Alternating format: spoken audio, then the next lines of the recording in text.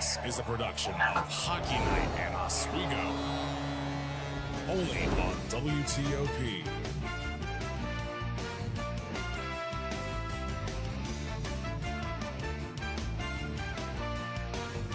After a win last night over the Fredonia Blue Devils, the Lakers continue play against their fellow SUNYAC opponents here tonight. From the shores of Lake Ontario inside the Deborah F. Stanley Ice Arena, the Buffalo State Bengals make their long-awaited return to face the Oswego State Lakers. We welcome you up to the perch for the Hockey Night Oswego pregame show. I'm Garrett Chan, joined alongside by Chris DeLuca and Jane Jacobs. And guys, how are you feeling? Big contest here tonight. Yeah, as we all know, this is the rematch from the semifinals of last year. It's going to be, I feel, a very aggressive match, but it's going to be a great match. Jane? Yeah, I'm feeling good about tonight. You know, I feel like it's going to be a great match. Oswego's been doing good so far this season, and I'm really surprised and, interested in seeing what they do next.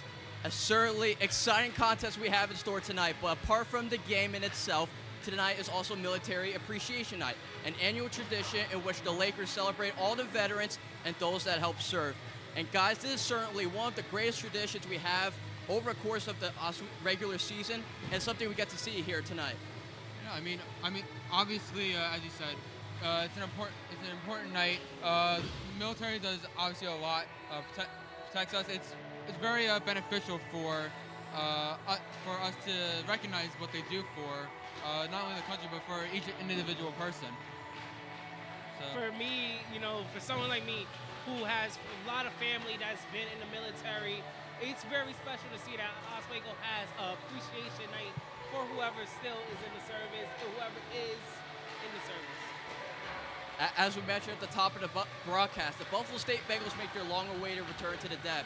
Of course, they faced the Lakers in the SUNYAC semifinal last season, losing 4-1. And as we take a look at the game summary, the Lakers dominated from the start to the end. The full 60 minutes, they were in complete control of this game. Yeah, no, I mean, like, the shots tell a whole story here. Oswego, 37 shots compared to the Bengals' 16. Power plays, obviously, didn't convert on that, but yeah, it was obviously a very passionate game. Some physicality to it, but also just a lot of offense, especially for the Lakers here. And something that I would like to bring up is that number 19, Tyler Flack, will be playing tonight in this Lakers vs. Bengals game. And he was in the same game last year and scored a goal. Will he be able to score one tonight?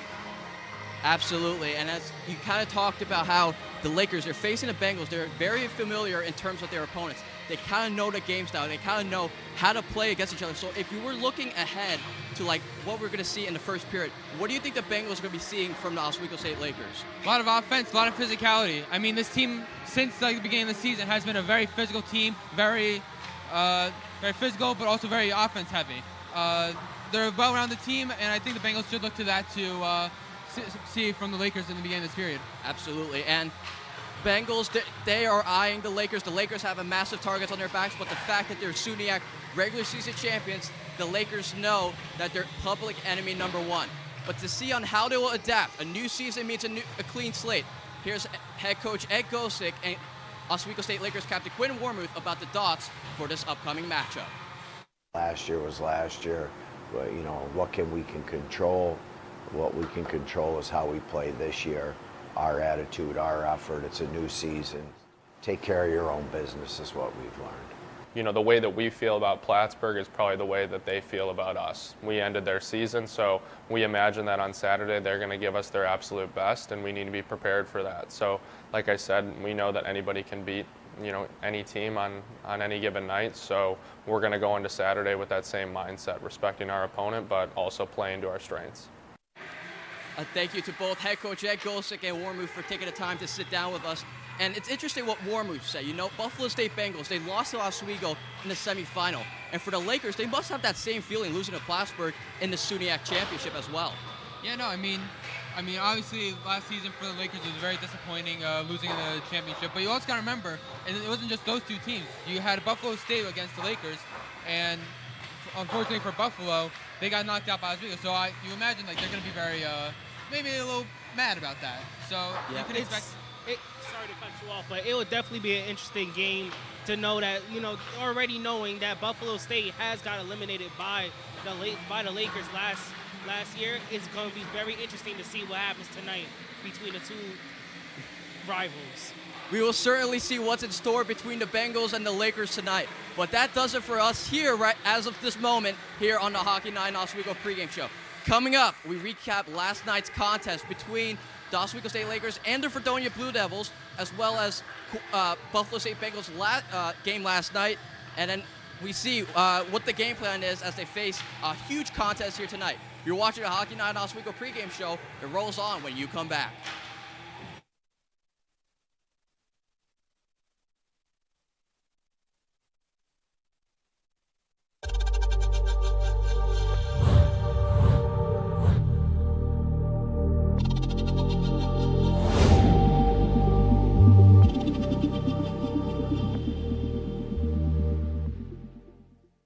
Say, President Stanley, whenever there's bad weather, who would you turn to? I'd turn to Storm Team 10. No, but you've got to say it like this. Storm Team 10. Say it with me.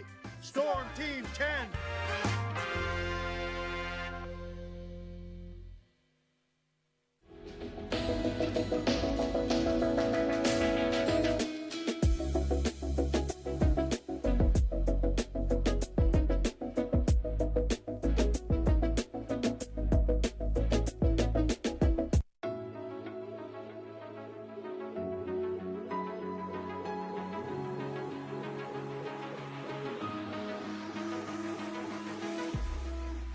Roll it.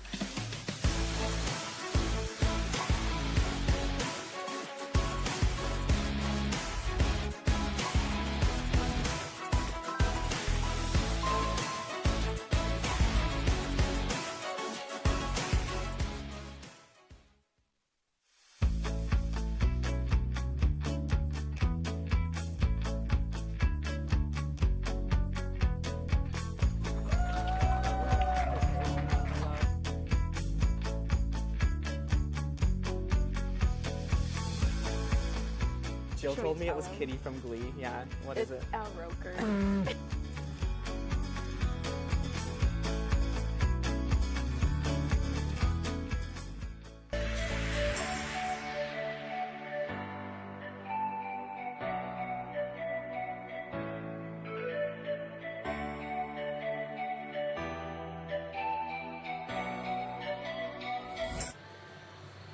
We are just minutes away from puck drop inside the Deborah F. Stanley Ice Arena. You're watching the Hockey Night Oswego pregame show right here on WTOP 10. Welcome back up to the Perch Garrett channel alongside Chris DeLuca and Jay and Jiggets. And guys, we're going to recap some of the games from last night. The Oswego State Lakers playing opening SUNY play against the Fredonia Blue Devils, a score of 4-1 and a much closer contest than many of us expected, with the Lakers showing absolute dominance over their conference opponents. Didn't seem to really have that last night. Yeah, no, I mean, you had Fredonia obviously last year. Didn't do too hot, but they were 6 in the standings, 5-11 in the season, specifically for in conference. But that last night, they did not seem to show that. They played a very physical game, very aggressive, just put it to the Lakers. Kept getting pucks on net. Defensively, were, pretty tight. They had some moments where they were all right, but overall, it was not a team that the Lakers may have been expecting from Fredonia. So. Jaden, what do you got? I feel like, the game that to me felt very, it was very one-sided. The Lakers, of course, they had 33 shots, scored 4 of them, and Fredonia wasn't really doing much as they only had 25 shots for 1 score. Something that really impressed me is that there was many goals scored by many different people on the team. Absolutely, and I mean for the Lakers, it was, like I said, a very low-scoring affair compared to what we usually expect from the Oswego State Lakers. But we transitioned to Buffalo State. They came their way back from Cortland last night, did not fare as well, losing 6-3. And as you look at the stats, Jaden, we'll start with you. Cortland just absolutely dominated in terms of the shots category, winning the faceoffs by a counter of 4. Overall, a very interesting contest where the Buffalo State Bengals need to get back on the right track starting tonight. Yes, it was a very interesting matchup as we saw Buffalo, of course, they took an L against Cortland. It was 3-6, 6-3, and it was their second loss of the season. But even they do need to get back, and I feel like a player that can help them do that is number 15, Anthony Morin. As in this game, Anthony Morin scored his third goal of the season, and for the past 3 games now, he has scored a goal in every single game for the Bengals. Chris, quick thought from you. Bengals trying to right the ship right now, just opening a SUNY conference play 0-1. What are you looking from them tonight? A lot of aggressiveness. Pucks on net. That's really just that. Yeah, there you go. We got a great game here tonight, but let's take a look around the SUNY conference for both the men's and women's ice hockey teams. We start with the men's side, Fredonia and Cortland. We got in the second period, Cortland up 3-1, of course, a trade of opponents for both teams, and Mooresville, Potsdam, kind of teams in the bottom of the SUNYAC, duking it out starting at 7 p.m. here as well. And then we transition to the women's ice hockey teams. We got 3 more contests to show you as well. A final in Buffalo State, Chatham winning 4-1. The Oswego State women's ice hockey team falling to Canton 1-0 in North Country, and also another Potsdam Mooresville contest. So guys, you see a lot going on. What are some of the games you're looking at here tonight? Well, for men's hockey, I'm looking at Cortland. They had that 1-0 start against Buff State. I'm looking at them to continue to impress and keep going. For the women's, that Oswego game, obviously 1-0 close game. They had a little bit of a rough start to start the season, but definitely shows that they're at least trying to get work back. Yeah, let's reel back to what's going on here. Lakers and Bengals, we talked about. They know each other very well. You go back all the way to the SUNYAC semifinal. But we sat down with Lakers assistant captain Tyler Flack to discuss what's the game plan this time around against the Bengals. When we are working below the dots, we are at our best, and when we get everyone involved, especially our D, hopping into the play, I think that's when we're on our game. So if we can take advantage of our offensiveness and then keeping a good F3 high for defense, I think we'll be very good moving forward in the weekend. And Chris, I'm gonna go to you. Just thoughts on Tyler Flack's comments. Yeah, he was talking about taking advantage of the offense. So far this season, the Oswego Lakers have had some pretty aggressive offense, continually putting shots on net. They've had at least 30 shots on goal in at least 2 of their 3 games. So utilizing that would be a very important step for these Lakers. Jaden, what are you looking for? You heard Flack. What do you think of his thoughts? I feel like it's going to be pretty interesting to see what happens here today, because Tyler Flack has definitely been playing up to par, playing very aggressively over the past 3 games. So it's going to be very interesting, and seeing what happens here tonight for this game. Great points for both of you, but that's not the only faces and voices you're going to see here tonight. Coming up after this short break, we throw it to our sideline reporter, Kaylee Richmond, for her thoughts. Then we throw it to the guys in the press box, Kyle and Kenny, for their hockey talk. And then they discuss the goalie match of the Hockey Night Oswego pregame show rolls on when you come back.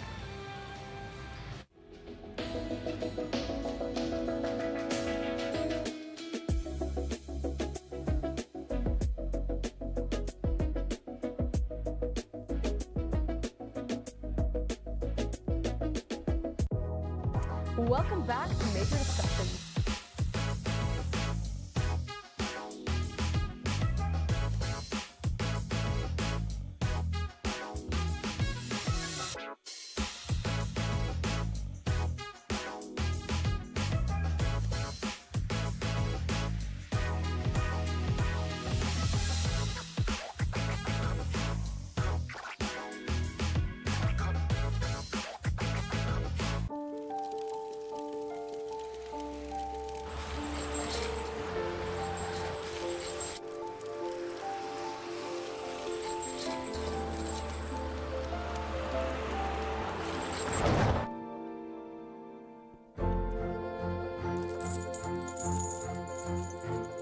Did you know dragging chains can spark a wildfire? Only you can prevent wildfires. When I was in foster care, I never knew when I would have to move. So I always had my suitcase ready to go. Then one day, I was adopted. My new parents opened their hearts and home to me. My parents cook my favorite breakfast for me every morning. My parents take me on trips I never thought I would go on.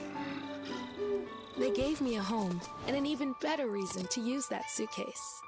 My parents aren't perfect, but they're perfect for me. Hey there, I'm Al Roker, class of 76. Yes, way back in 76. Back when the earth was cooling. You're watching WTOP.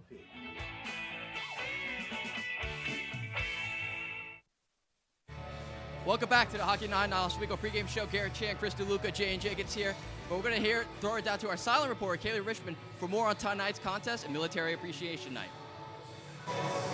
Thanks, guys. What an exciting night here for hockey as we were just minutes away from our matchup tonight between the Oswego Lakers and the Buffalo State Bengals. Now, if you're just joining us tonight, my name is Kaylee Richmond, your sideline reporter for this evening, and tonight in the Deb, it is Military Appreciation Night, where we are honoring the men and women, the very brave men and women who have served our country. And from all of us here at WTOP 10, we want to thank you very much for your service. Now, moving on to hockey. We have a very big matchup coming up tonight between the Bengals. The Oswego Lakers have had an impressive 54 wins against the Bengals with only 4 losses, 5 ties, and average about 5 goals per game. As far as their last matchup went, the Lakers snatched that win 4-1 and scored in every period.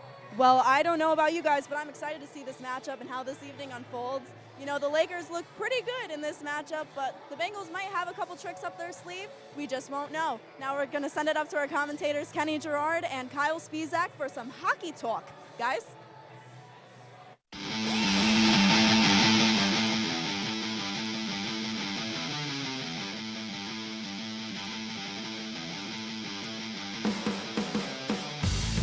And welcome into the booth in the Steve Levy press box. I'm Kyle Spizak alongside Kenny Gerard, and we're up here to talk a little bit about some college hockey now, aren't we, Kenny? We're here for a little bit of hockey talk, a little college hockey talk with us in the booth, and well, I'm excited for some college hockey talk. I mean, it doesn't get better than that. D3, D1 doesn't matter, but if we take a look at this matchup, we have some people who have been on a hot hand lately, both for the Lakers and the Bengals. So, Kenny, I'm going to ask you, for the Lakers, who has the hot hand right now? Well, I'm going to say it was the guy who took the game-winning shot against Hobart. Give me Tyler Flack, number 19. He has 4 goals on the year, 1 assist, racking up 5 points. And as I had previously mentioned, that 1 OT goal, and he had a goal last night against the Fredonia Blue Devils. Tyler Flack, his hand must be burning because he's had the hot hand so far for the Lakers. Yeah, I mean, you can't really disagree with that. 4 goals in 3 games. He's been on a tear, and huge goals as well. Having the empty netter last game kind of sealed things off, and obviously game-tying and game-winning goals against Hobart. But, Kenny, on the other side of the ice, there's somebody who's been just as hot, but just on a different side of the point total. Aiden LaValle of Buffalo State Bengals. In the first 3 games of the season, he has 1 goal so far, but he has 3 assists, 4 points, and he has a point in every single game of the season so far. I mean, that's just about the hottest start you can get, Kenny. What's better than getting a point in every single game of the season? Well, there's not much better besides multiple points in a game. You can't get better than a point a game. He's producing consistently for his team. If he gets at least 1 point a game, he's contributing just a little bit. Whether it's an assist, it's a goal. I mean, even just his play style has been fantastic for the Bengals. So a little bit like Tyler Flack, ouch, he's got the hot hand. Yeah, and with these hot hand snipers out on the ice, there's got to be some big goalies in between the pipes to keep the puck out of the net. So, Kenny, now let's switch the order. Buffalo State, tell me about the goaltending matchup we're going to see here today. Well, for Buff State, I have got Marcus Cumberworth, number 35. He's played 2 games on 2 starts so far. And he's been good so far. Only 8 goals allowed, an .857 save percentage, a 1-1 record. Not bad by any means. He's had a good start, letting up 2 power play goals, having a decent, conversion percentage with the team. He's stepping up and doing what he can for the Bengals. And so far, I think Cumberworth has been their guy, and he's been solid to start. Yeah, and on the other side of the ice, we have the Oswego savior of last season, one way you could say, coming in as a freshman, lights out season, Cal Shout in that for the Lakers. So far this season, huge performance against Hobart, allowing only 2 goals, standing tall in the net. Next day, they go down to Elmira, 4 goals allowed on 5 shots. Not the outing that Shell wanted to have there, but you can't put it all on just him. As we take a look at some of the games that both teams have faced, Oswego coming in with a decent test starting the season off, number 1 Hobart. Then they go down to Elmira where they end up dropping that game 7-3. Then yesterday, as we all know, here in the Deb, Fredonia, they took it to them 4-1 with an overtime, or not an overtime, an empty net goal at the end of the game. But Kenny, Buffalo State, they've been struggling a bit to start the season off. Yeah, Buffalo State has been struggling. I mean, they've seen a familiar foe as the Lakers, taking a 4-2 win over Kings College, but dropping a couple to Salve Regina and a SUNY foe, Cortland, 6-3. It's been a tough start for them, but as I always say, it is early. There's a lot of games left to play, and they have a tough match against the Lakers tonight, and Buffalo and the Lakers are just a great team to play each other. They have a lot of high energy. Both playoff teams last year, as we had previously mentioned, both in the SUNY semifinal. Both teams are coming out strong, and I think it's going to be a great game overall. And as we mentioned earlier in the show, this is the rematch of last year's SUNY semifinals right here in the place it was played. So you can expect some fireworks to go off here tonight in the Deb. But that's all we got for you now in the booth. We're going to send it to break. When we come back, players to watch, picks, and puck drop from the guys up at the perch, and then game time with us.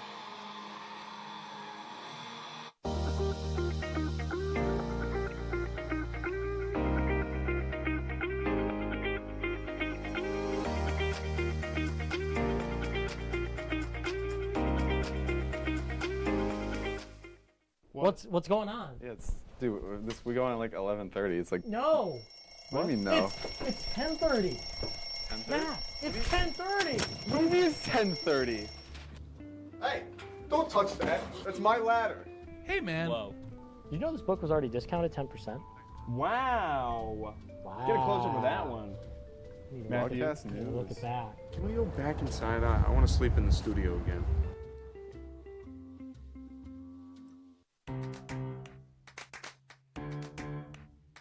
We'll deep dive into our feelings in our Real Talk segment. Stay tuned because it's about to get real.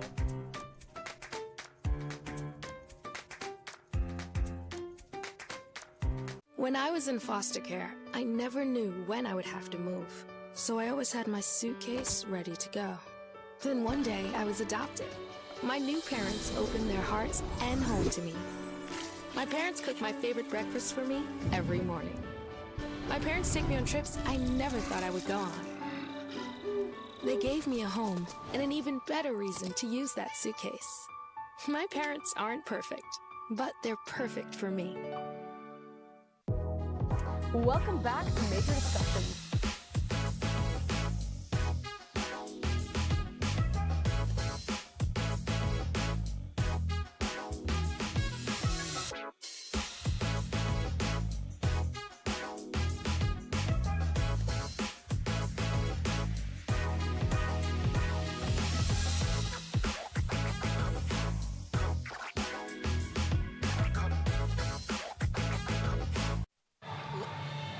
Let the wheelhouse rock. We have reached the final section of the Hockey Night Oswego pre-game show right here on WTOP 10. Garrett Chan alongside Chris DeLuca, Jay and Jay. And guys, you know the drill. Let's do some players to watch. Who you guys got? Well, for Buffalo, I got Anthony Moore, and he's leading the team in goals and is on a 3-game goal streak. He's already tied a SUNY career high in points in just 3 games. I see him stepping up especially since he's a junior. I see him stepping up and leading this team with goals. Okay, so a player that I got looking at for Buffalo is Aiden Lavilli. He got 1 goal and he got 3 assists on the season and is holding the best shot percentage for his team with a .33. Oswego player to watch for me is number 15, Nolan Barrett. Nolan has scored a goal last game against Fredonia and had played very aggressively as he has 4 shots last game, including 2 shots to goal. I feel like he could be more aggressive. Well, I understand that, but I also think Tyler Flack, number 19, could also be a very good player to look at for this game. He's got 3 goals so far in the season. He had an overtime goal versus Hobart and had a goal last night versus Fredonia. I'm looking at him to step up this game and to make an impact. Big-time players at one of the biggest stages. Let's go to the picks. Chris, we'll start with you. You know, for picks, I have Oswego winning 5-2 here. I feel they're going to do pretty well tonight. Okay. Jay, what do you got? I also feel like Oswego's going to do pretty well today, so I'm going to say Oswego's going to have 4-1 for me. You know, we have somewhat similar scores. I'm going 4-0. Buffalo State Bengals, you're facing Cowshell. You're facing a really good goalie, and the Lakers, not the best performance last night offensively. I expect a very similar performance here tonight. But that does it for the Hockey Night in Oswego pregame show here up on the perch. We'll throw it after this break. We'll throw it to the Dapper Yappers, Kyle and Kenny, after this break.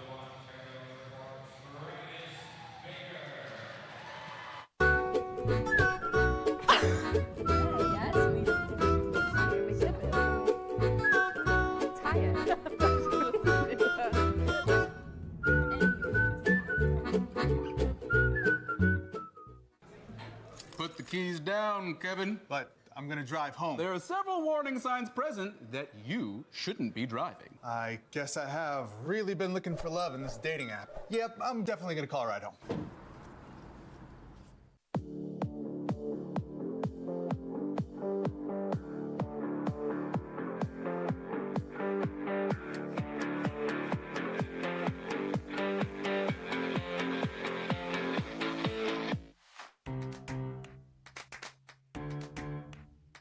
We'll deep dive into our feelings in our Real Talk segment. Stay tuned because it's about to get real.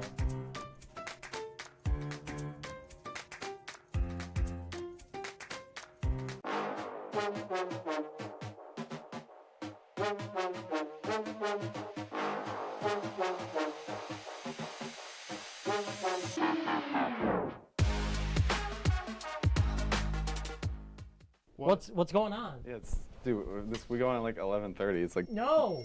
What do you mean no? It's 10:30. 10:30? Matt, it's 10:30. What do you mean it's 10:30? Hey, don't touch that. That's my ladder. Hey, man. Whoa. You know this book was already discounted 10%? Wow. Get a close up of that one. Matthew, Look at that. Can we go back inside? I want to sleep in the studio again.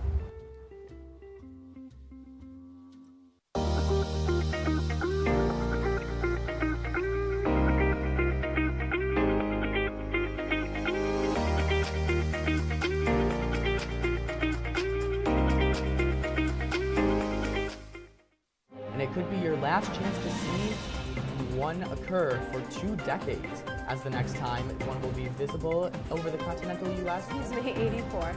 Yarrow told police in the hospital that he had pressed the doorbell and waited. They mix with oxygen and nitrogen and can briefly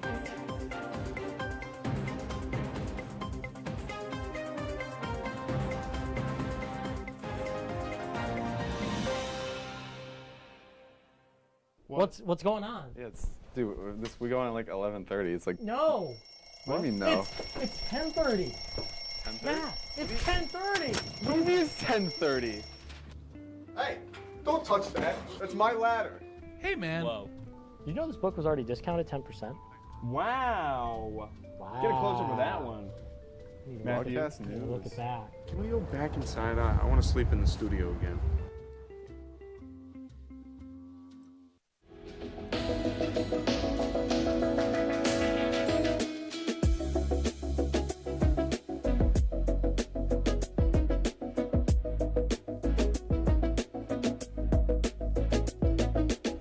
When I was in foster care, I never knew when I would have to move. So I always had my suitcase ready to go.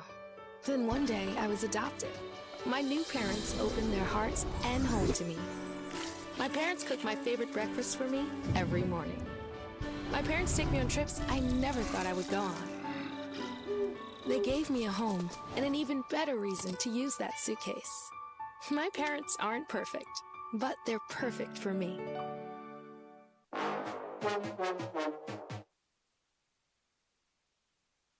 And welcome back into the Deborah F. Stanley Ice Arena, where the Buffalo State Bengals have recently landed on the shores of Lake Ontario and prepare for a battle here in the Deb as the Lakers try to hold down the fort tonight. Kenny G on the call alongside myself. I'm Kyle Spizak and Peter Allen, a veteran of the Oswego community, as tonight is Military Appreciation Night here in the Deb, doing the ceremony inaugural puck drop. Kenny?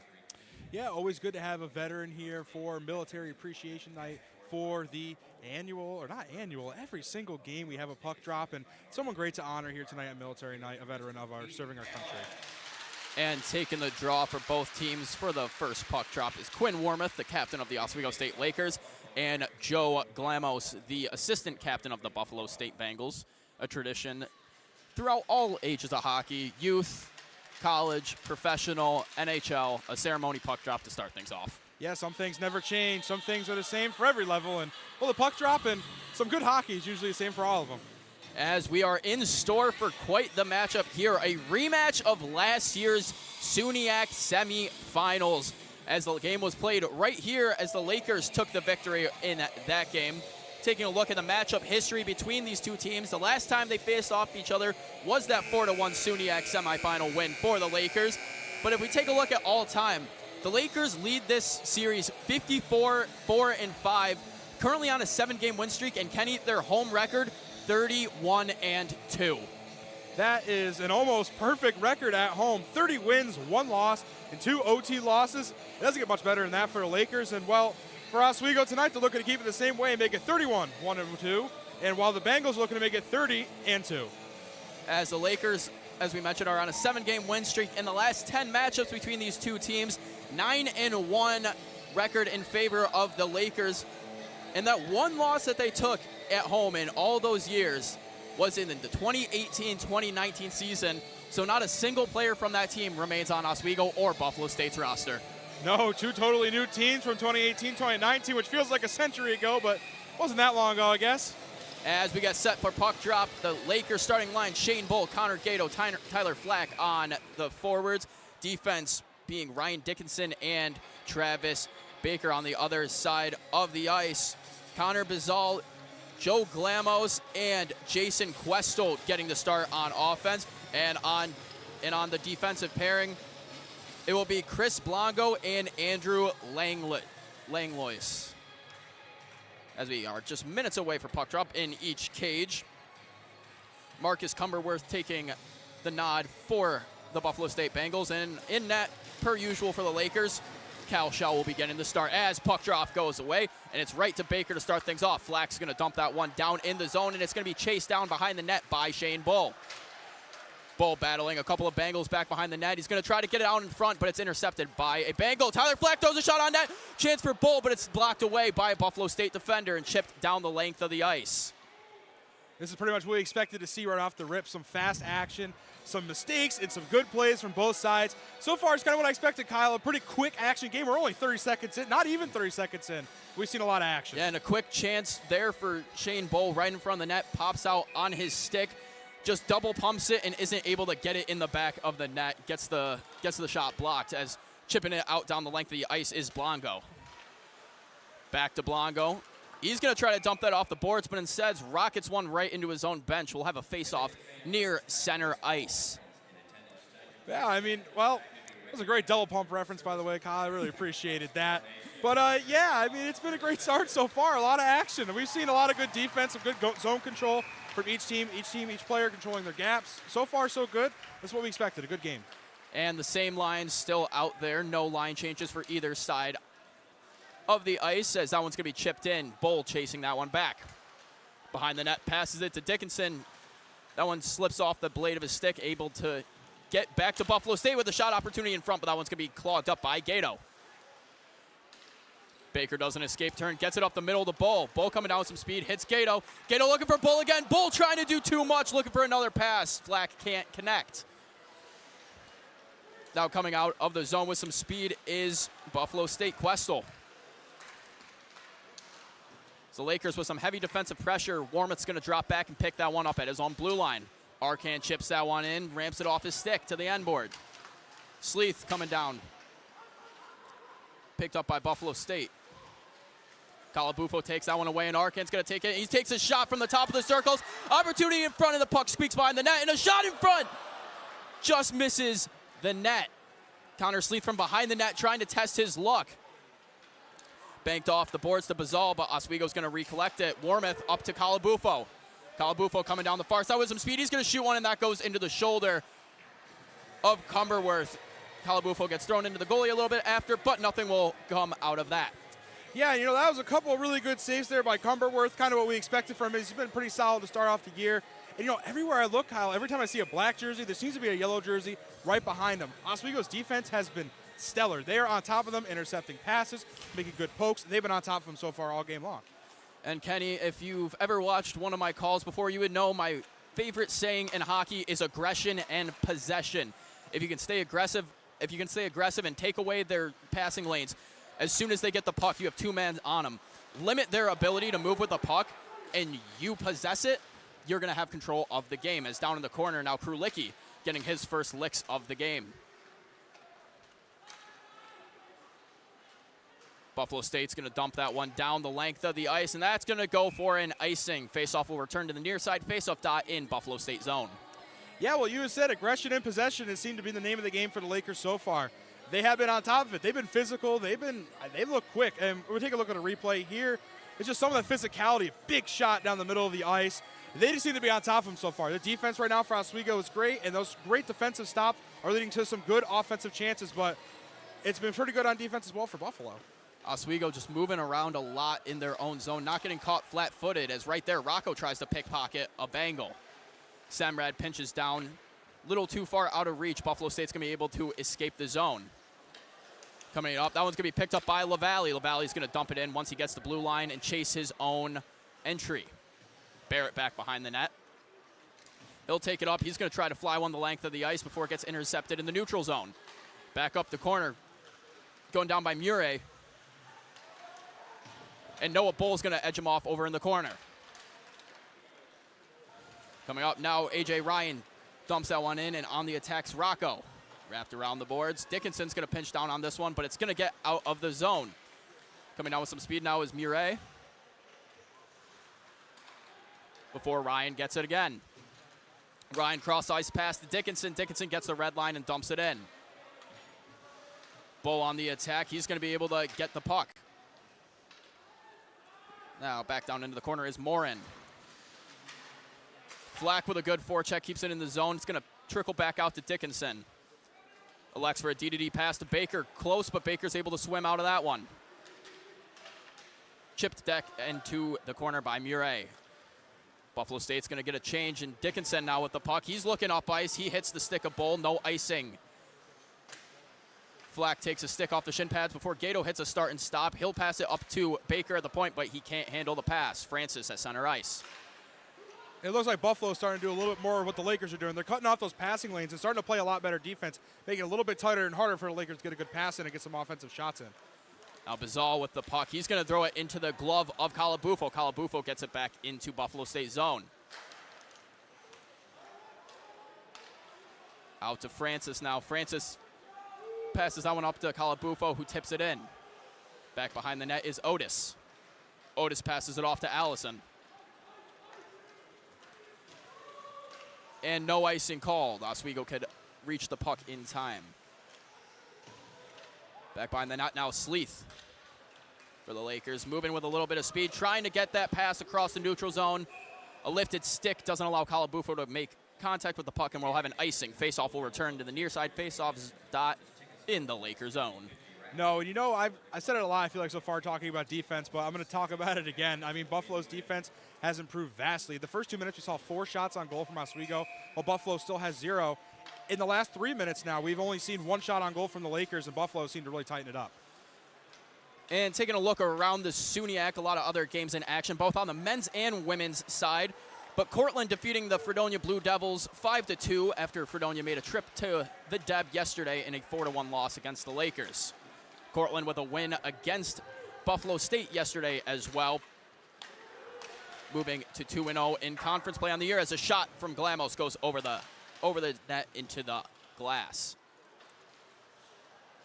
Glamos with it once more. Trying to throw it in front for somebody, and Shell's able to poke that one into the corner. Sleeth now. Sleeth going to chip it off the boards. Tries to chase it in himself, but he gets angled off by Blanco.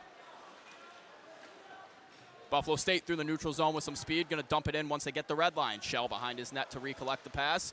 Passes it off to Addison. Back to Semrad. Semrad stick handles it. Gets it to the skates of Smart, and he's able to beat out the icing call.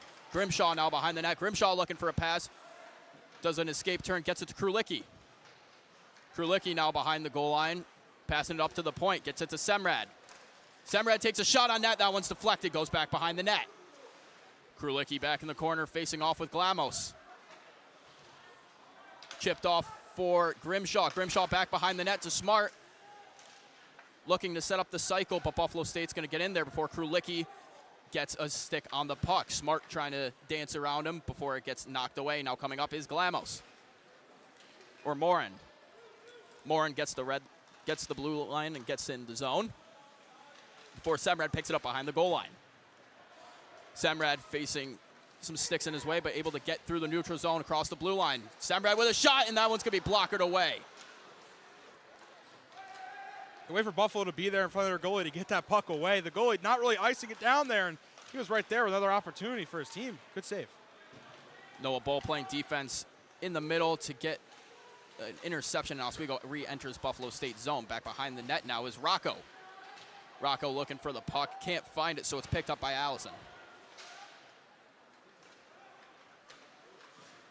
Pass up. That one will get across the blue line, and Oswego will have to escape the zone as Buffalo State now crosses the red line. That one's going to be chipped down in by Bizal. Rocco with the puck behind Oswego's net. Moving with numbers. Pass goes off the blade of Noah Bull's stick, and it will re-enter Oswego's zone. Baker chasing that one back. He's going to reverse it over to Dickinson. Dickinson wraps one along the boards, and it gets the Bull. Bull with an opportunity here. 1-on-2, just too far out of his range. Couldn't get a shot off. Puck will be frozen by Cumberworth, but a good opportunity for the Lakers there, Kenny. Yeah, we're going to take a look at a replay here of the stop by Shell. Shot comes in, and Shell just pokes it away. Cal Shell see a little bit of action now for the first time tonight, and we're going to take a look over at the other goalie, Cumberworth, getting a little bit of action himself. Couple nice saves from each goalie, and so far it's been a battle of the goalies. As Bull and Glamos are taking the face off against each other once more. Francis now. Francis tries to take a shot down from the circle, and the kick is good over the net. And the field goal is good, and a fan now has a free souvenir to take home. A lot of those lately in the Deb. All the games we've had at the Deb here so far this season, a lot of pucks flying out of play. We even saw a stick one time. We've seen a lot of free souvenirs being given out. Hey, you buy a ticket, you come to watch a game, you get to leave with something for free. What gets better than that? Nothing to me. As Flack's going to dump that one down in the corner. Going down is Bull. Bull's going to be able to battle and get the puck. Bull wraps that one back down behind the net before it's picked up by Glamos. Wrapped around into the corner as Gato's going to shove a Buffalo State player into the boards before Bull intercepts it and dumps it back in at the red line. Pass goes in front for Gato, couldn't connect with it, but bouncing puck picked up by Warmoth. Warmoth and Bull both down low in the zone. Passing across, looking for Francis. Bouncing puck couldn't settle it down and get a shot off. Now Flack takes it up. Flack at the top of the circles. He's going to escape with it himself, looking for an opportunity. Going to try to throw it in front for Francis. Goes off his stick, but gets lost in his skates. Glamos now. Glamos takes a big hit from Flack. As Questel trying to get the puck in Oswego State zone, but immediately shut down. And that's going to be an offsides. Shane Bull cheating over the line before Gato enters. Yeah, just a little too early, and, cheating's not allowed in sports, as they like to say, so not going to get that there. We're going to take a look at the replay here of the last shot. Comes around and just a little bit towards the legs, not towards the stick, and, well, it's not soccer, so we're not kicking any goals tonight. No, we are not.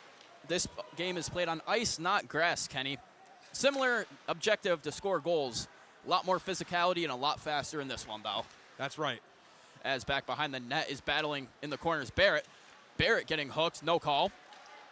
As Buffalo State with an opportunity moving towards the middle of the ice before Sleeth picks it up. Sleeth now carries it across the red line, going down deep into the zone. stopped at the half board before it's turned around and passed up to Bizal.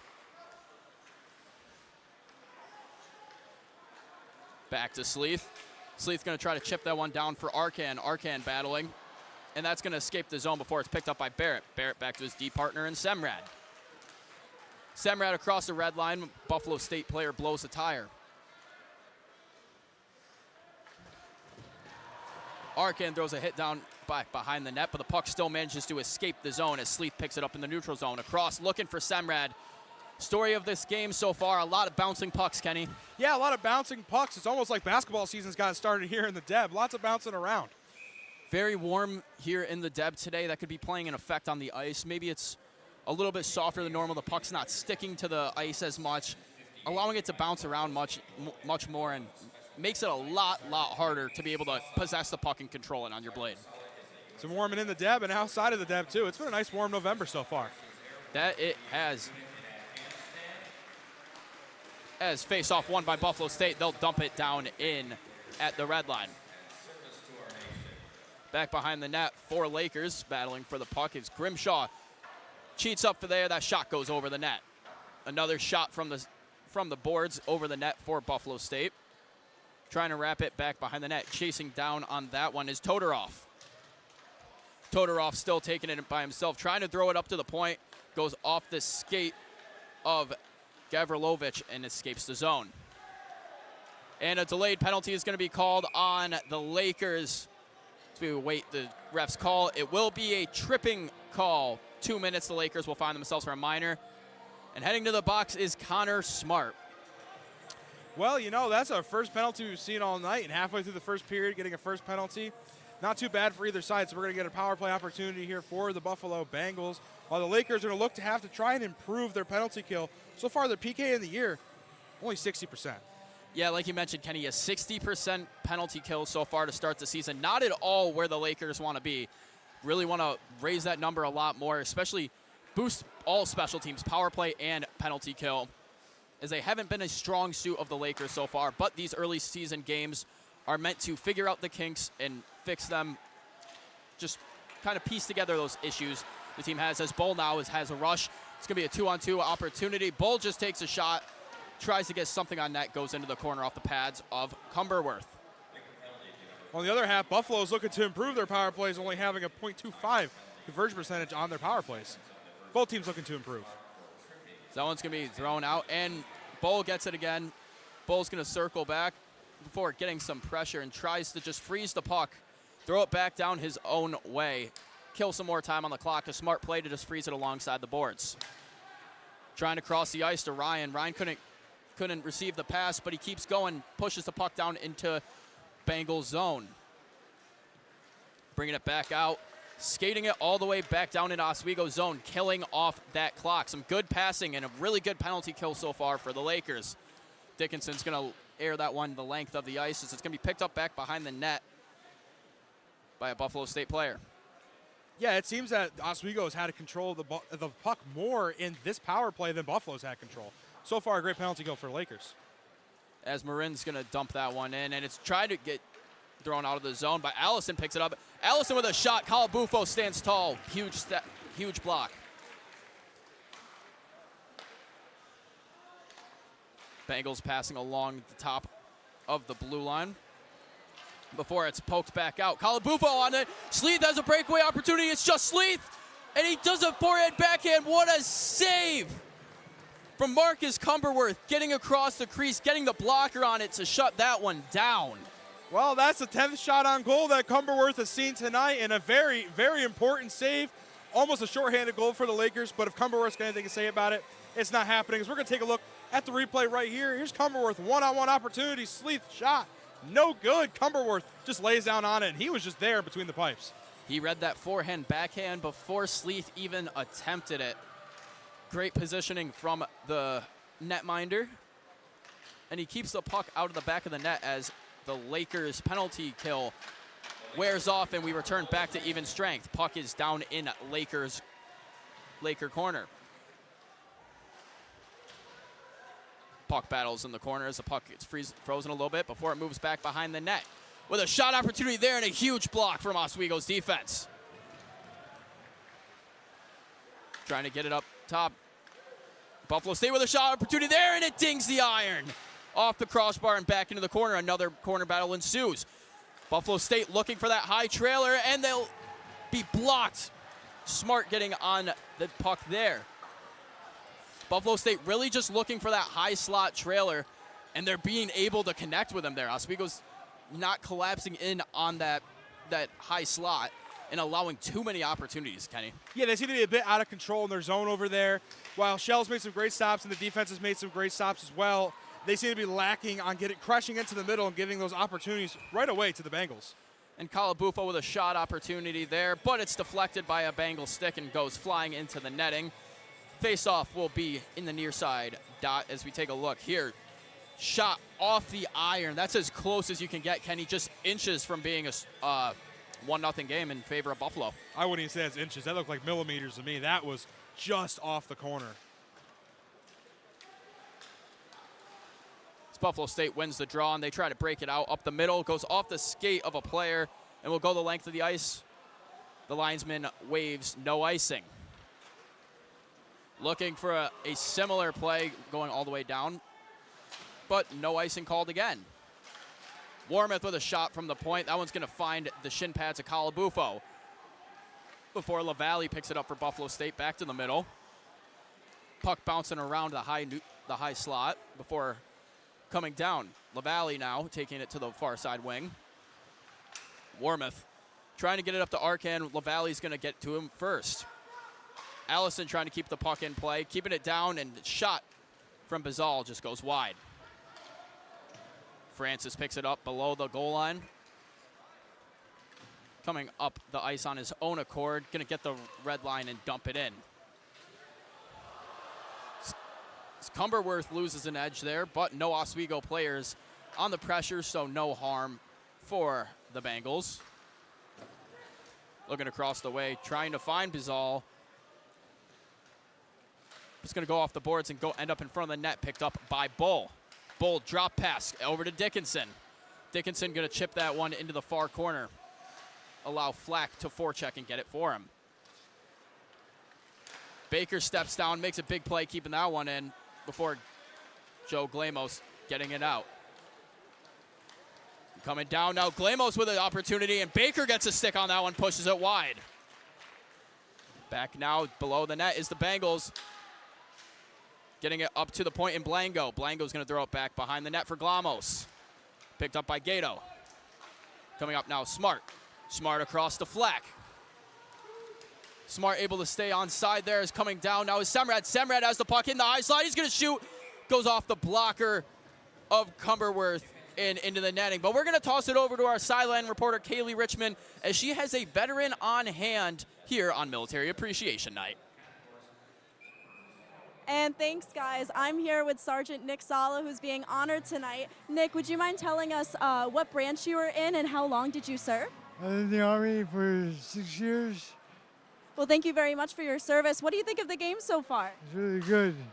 Yeah, absolutely. So what do you think about events like these, you know, coming here and having people honor the military? What do you think about that? I think it's awesome. It's awesome. Well, thank you so much, Nick, for your time. Enjoy the game. Back to you guys. Thanks, Kaylee, as Barrett's coming down now with an opportunity, and Grimshaw takes a shoulder to the chest, goes to the corner. That one's going to leave a purple scar. They're coming up down the ice across the neutral zone as down in the corner, some extracurricular activities going on as Barrett and Todorov were pushing at each other. Refs are going to blow the whistles, bring them out. And a roughing call is going to go for Todorov as we take a look at this replay coming across, and Grimshaw takes a hard shoulder to the chest there. Yeah, you know, a lot of scrumming down here, as you said earlier. Aggression, possession, they're kind of hand in hand, and that's your saying. And, well, Kyle, I think you're saying is true. So far, aggression and possession have gone hand in hand, while now both teams have been a little bit more aggressive. And the Lakers on the power play now with an opportunity as Arcan shoots it. That one goes straight to the breadbasket of Cumberworth. That one's going to get cleared down and go all the way back to Oswego territory.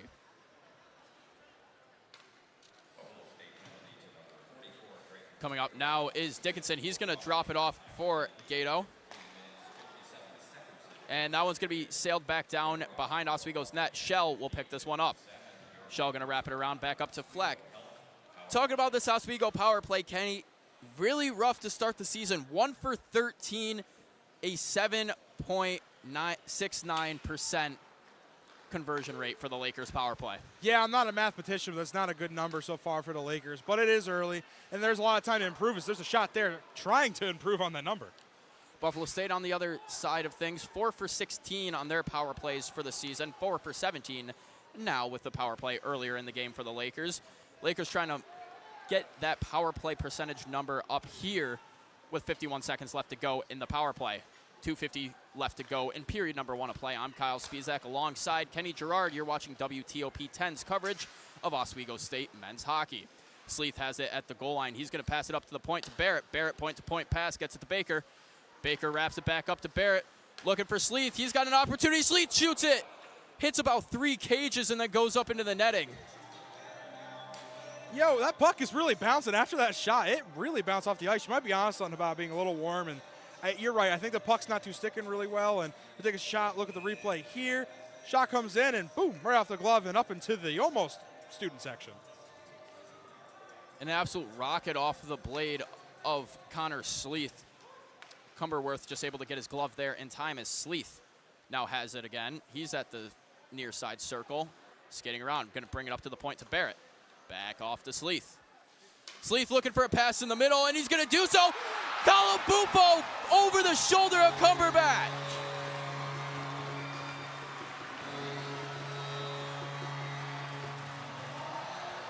Calabunga Calabufo. What a shot from Calabufo, and there's the shot the Lakers were looking for. Their shots on goal, 15-5 to start this game, and finally, one sneaks by the goalie from the Bengals. It has been great, and there we see some great offense. We're going to take a look at the replay here. Good pass, looking for something. Shot comes in, pokes around, and look at the little blooper shot in there. The water bottle goes flying off the back of the net. Kyle, what do you think? I mean, that's a near impossible angle to score it at. That's what we call a chip shot. Calabufo just chips that one right over the shoulder of Cumberworth. A hard play to execute on both sides for a goalie to get it flopped over your head, and as a player to be able to get it at that angle to come back down, that takes a lot of talent. Yeah, there's not much that Cumberworth could really do there. Just an unlucky shot for him, and a beautiful play there by Calabunga Calabufo. As back in the neutral zone, Tristan Francis has the puck. Francis trying to look across the ice to Grimshaw. Intercepted by the Bengals. Bringing it up the far side now is the Bengals, and for the second time this game, they're hunting their own bench, Kenny. Yeah, they are hunting their own bench. Kind of weird to start off, but yeah, that was interesting, to put it lightly. See, I may not be an environmental officer, but I don't think Bengal hunting is legal here in the Deb. No, I don't really think Bengal hunting is legal here in the Deb. But you know what is legal? Calabufo getting his first goal of the season. And Calabufo, one of the point leaders last year for the Lakers, coming in after transferring down from a D1 program in Holy Cross, making an impact on the team last year and now stepping up and taking an even bigger role on this Lakers team. As coming out now is the Bengals, trying to get it across the red line, but it's going to sail all the way down and go for icing. Face-off will be the far side face-off circle in Buffalo State zone. 1:11 left to go in period number 1. The Oswego State Lakers lead the Buffalo State Bengals 1-0. Shots 15 Oswego, 7 Bengals. Yeah, a huge shot difference so far, and it's been kind of consistent all game. Like I said, Oswego jumped out 4-0 in the first minute on shots on goal, and they've continued to keep a large gap, currently up 6 extra shots on the Bengals. As Rocco reels this one out of the corner, Dickinson takes a shot, but that one's going to go into the corner. It's going to be picked up by LaValle. LaValle takes a shot back behind the net. Looking across ice, trying to hit Deacon on a pass. Noah Bull back to Baker.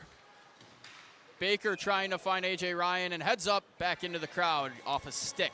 That field goal looked a little wide left, but hey, another souvenir for a fan tonight here in the Military Appreciation Night. As a great Bob Uecker said once in the movie Major Leagues, just a bit outside. Just a bit outside is right, Kyle. As face-off taken by Shane Bull, won by Bull. Flack's going to drop that one down in the corner. Bull on the attack. Bull grinds out in the corner, able to get the puck up to Addison at the point before passing down to Gato. Gato in front with a shot opportunity and just a little bit too far out of range. Bull now with it. Brings it back around. The Lakers starting to utilize the cycle. Bull taking it across the blue line by himself. Heavy pressure, taking a stick from Otis to Semrad. Semrad trying to throw it across for Bull. Couldn't connect in front of the net. The cycle working for the Lakers as Gato has it up top. Thrown it in front. Flack with a tip, but goes off of Cumberworth's pads. Back down in the corner, a lot of Laker pressure. All three forwards in the right side corner. Getting Addison on the far side. Addison tries to get a shot off before the buzzer, but that will call period 1 of play here in the Deborah F. Stanley Ice Arena. The Oswego State Lakers head into intermission with a 1-0 lead over the Bengals in a very, very back and forth match of both teams matching each other's intensities, Kenny. I mean, it's usually you see one team come out a bit faster than the other one has to adjust that and catch it up. Right from the jump, both teams were going full out, full throttle.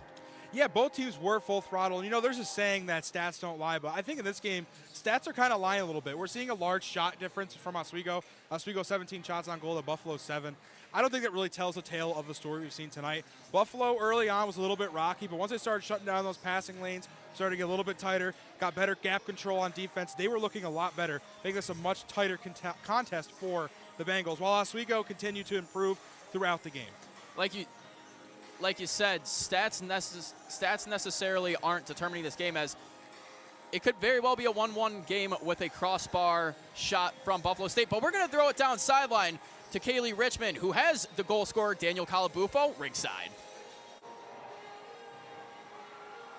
All right, I'm here with Danny Calabufo, who scored the first goal of the game. Danny, congratulations on the first goal. Take me back to that moment. How does it feel to watch the puck go through? Well, thank you. And I mean, we've been working on our power play, just trying to get pucks to the net, pucks low, and then chip away. So it felt good to finally see one go in for us.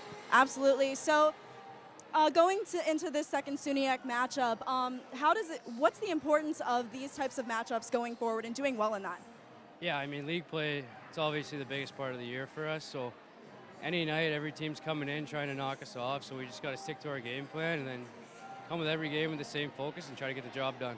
Absolutely. So what's your mindset going into this next period? Keep playing the way that we are. I thought we had a good period. We got pucks deep, pucks on net. So just more of the same and hopefully more fall. Absolutely. Well, thank you so much, Danny, for your time. Best of luck. Back to you guys.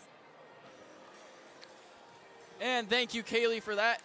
Getting the inside look at what it's like to score the first goal of the second SUNYAC game here at the Deb of the season. As we get ready for period 2 action in about 15 minutes, a lot of things to talk about for both sides, the coaches, the players. What if you're Buffalo State, you're down 1, but you played a great first period, Kenny, what do? What are you talking about here in the intermission? Well, you got to talk about fixing up some of those small mistakes they were making. They were a lot better once we got into the second half of that first period. Their defense was much tighter, a lot better play. I think they just got to lock up a little bit more on defense. And their pass on offense were getting intercepted a lot by the Lakers, and that was their downfall. The time possession was much heavier in favor of the Lakers. I think if they can cut that time of possession down in their favor a little bit more, I think it'll be a much closer game. Yeah, like you mentioned, doing a good job of spreading the ice out, not bunching up. The Lakers, on the other hand, a couple really close chances for the Bengals there in about a 3-minute span. Not collapsing in front of the crease, allowing those high slot chances. As we saw one go off the crossbars, it very well could be a 1-1 game, but it's not. It is a 1-0 game here in the Deb. Shots 17 the Lakers, 7 for the Bengals, and we're going to send it over to break. And when we come back, it's going to be Garrett Chan and the Perch for your intermission report here on WTOP 10.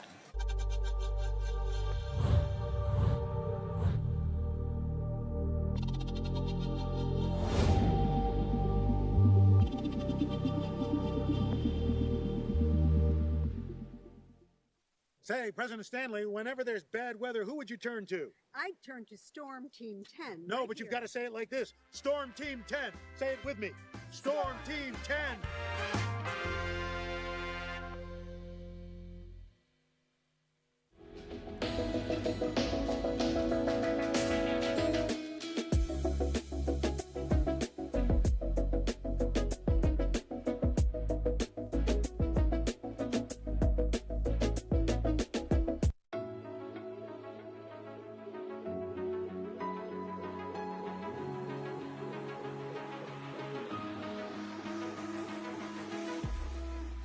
Roll it.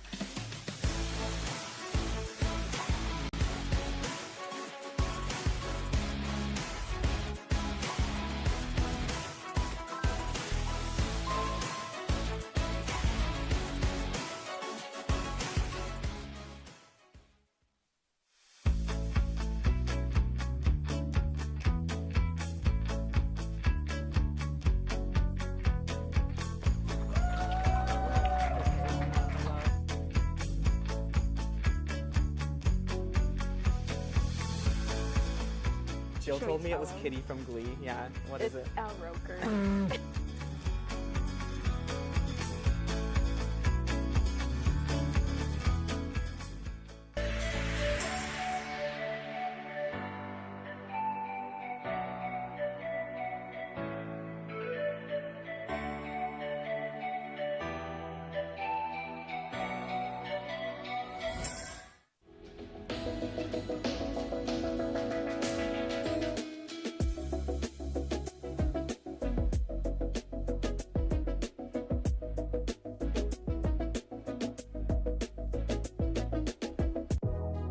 Welcome back to Major Discussion.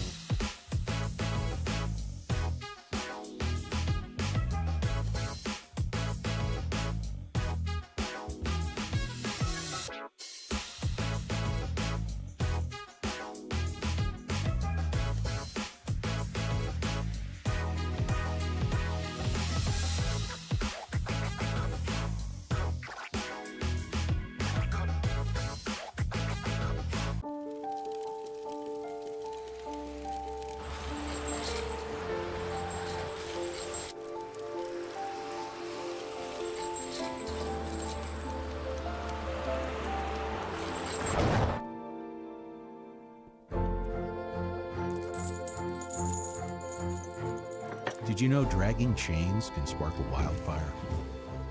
Only you can prevent wildfires. When I was in foster care, I never knew when I would have to move. So I always had my suitcase ready to go. Then one day I was adopted. My new parents opened their hearts and home to me. My parents cook my favorite breakfast for me every morning. My parents take me on trips I never thought I would go on. They gave me a home and an even better reason to use that suitcase. My parents aren't perfect, but they're perfect for me. Hey there, I'm Al Roker, class of 76. Yes, way back in 76. Back when the earth was cooling. You're watching WTOP.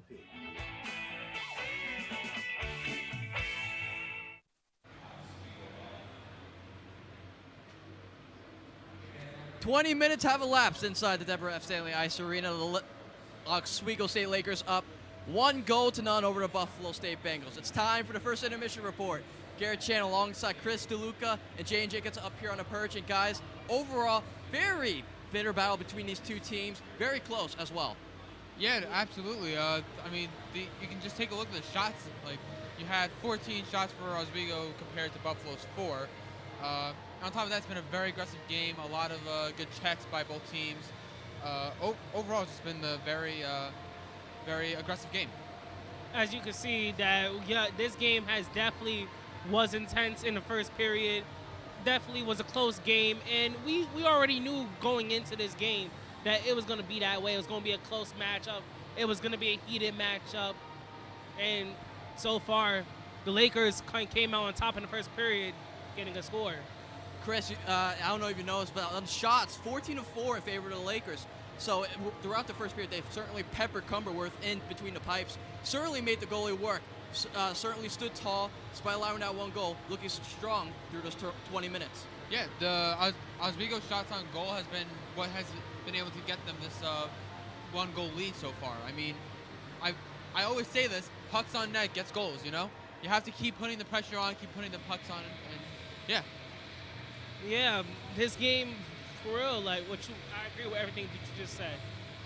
And the lone goal so far in this contest, courtesy of number 10, Daniel Calabufo, scoring his first goal of the season, this time on the Lakers power play, something that's been struggling throughout the early part of this season. 2 for 14 to start this campaign. Great start for the Lakers and Calabufo here as well. Absolutely. I mean, I'm gonna take a page out of San Antonio. Cowabunga, Cowabufo. What a goal! What a nice goal by him. I mean, just getting deep, put pressure on the goalie. It was honestly a very good goal by him. It was a tight angle chip shot, right, Jaden? Yes, it was definitely a tight angle trick shot, and it was good. What a way to get his first goal. You know, it was in what a heated matchup it is, and you know, it's the first goal of the game. 2 minutes left in the first period is when Daniel scored that goal. Oswego definitely needed that. Lakers on the board early, courtesy of Calabufo, but the theme was not just that power play goal, but also the physicality. Just a bitter back and forth between these two teams. And guys, you kind of saw it. Whether it's in the boards or in the middle of the ice, the referees let those kids play. Yes, really. Yeah, I mean, obviously it was very, very aggressive. I mean, as we said before, I mean, this is the rematch of the semifinals last year. Buffalo definitely probably a little mad about having their season ended last year. So, I mean, it's just a matter of being aggressive, putting pressure on. I mean, like a lot of checks, a lot of just physical north and south play. We certainly talked about during the pregame show about how the Lakers had their target on their back. So it seems like the Buffalo State Bengals are certainly trying to, get the Lakers a little off kilter. But it wasn't just the physicality, but also the goaltenders. Cowshell for Oswego State Lakers and Cumberworth for the Bengals certainly held their own. Cowshell certainly saw a test early, and Cumberworth, within the opening minutes, had to sprawl in his crease, needs some help from his defense as well. Yeah, I mean, for Shell, I mean, in terms of shots on goal, he hasn't really had much to work with here. But for Gross, he has been put to the test by these Lakers. Tons of shots on goal, challenging him, especially in that beginning moments of the period. He had, as you said, that sprawling save. It was crazy. Jaden, your thoughts on just the goalie matchup so far? I feel that my thoughts on the goalie matchup is that both goalies have been playing good so far. You can already say that just from seeing how many shots both teams has took in the first period, especially both teams has took a lot of shots in the first period, where both goalies has been doing their thing. Oswego Buffalo State, certainly very tight contest, 1-0. So if we talk about just the contest here, we could go around what's happening around the SUNY. We touched on some of the matchups going on earlier today. We got that final in Cortland, 5-2 over the Fredonia Blue Devils. We are tied in Potsdam, Mooresville. Potsdam knotted up at 1 at the end of the first period as well. As we talked about the men's hockey, we switch over to the women's hockey matchups. Certainly a lot going on as well. So guys, as we wrap up kind of just the intermission report here, what are we looking from Buffalo State? They've certainly had their closest shots. They've certainly had their opportunities. They had one shot go off the crossbar. What do they need to do to tie this game? If y'all don't allow me to take this one, let me take this Go one. ahead, Jaden. I feel like Buffalo needs to be more aggressive. As we already can see, Oswego is definitely playing with that physical level. They're playing with that aggressive level. Buffalo needs to match their energy if they want any chance in this game. Absolutely. And on top, not only that, with the aggression, they need to get more shots on the net. They've had a lot of shots that have gone maybe over the net or like just barely hit the crossbar, as we said before. Yeah. So I feel that they just need to get more shots on goal. You know, we got an interesting 20 minutes that elapsed, but we got 40 more left. Second period is just right after this break. Coming up, we throw it back to Kenny and Kyle in the Steve Levy press box. Hopefully the Lakers will get a victory royale at the end of this game, but so far, we are Oswego State, 9th ranked, up 1-0 over the Buffalo State Bengals. You're watching Hockey Night on Oswego right here on WTOP 10.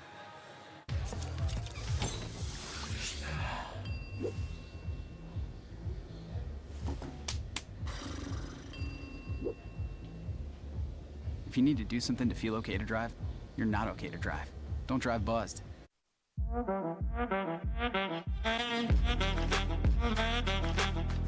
Shine on that boy. Look at the bling. Look at do we got a diamond tester on? Yeah, that's getting bad. Yep. 10 out of 10 recommend on Yelp.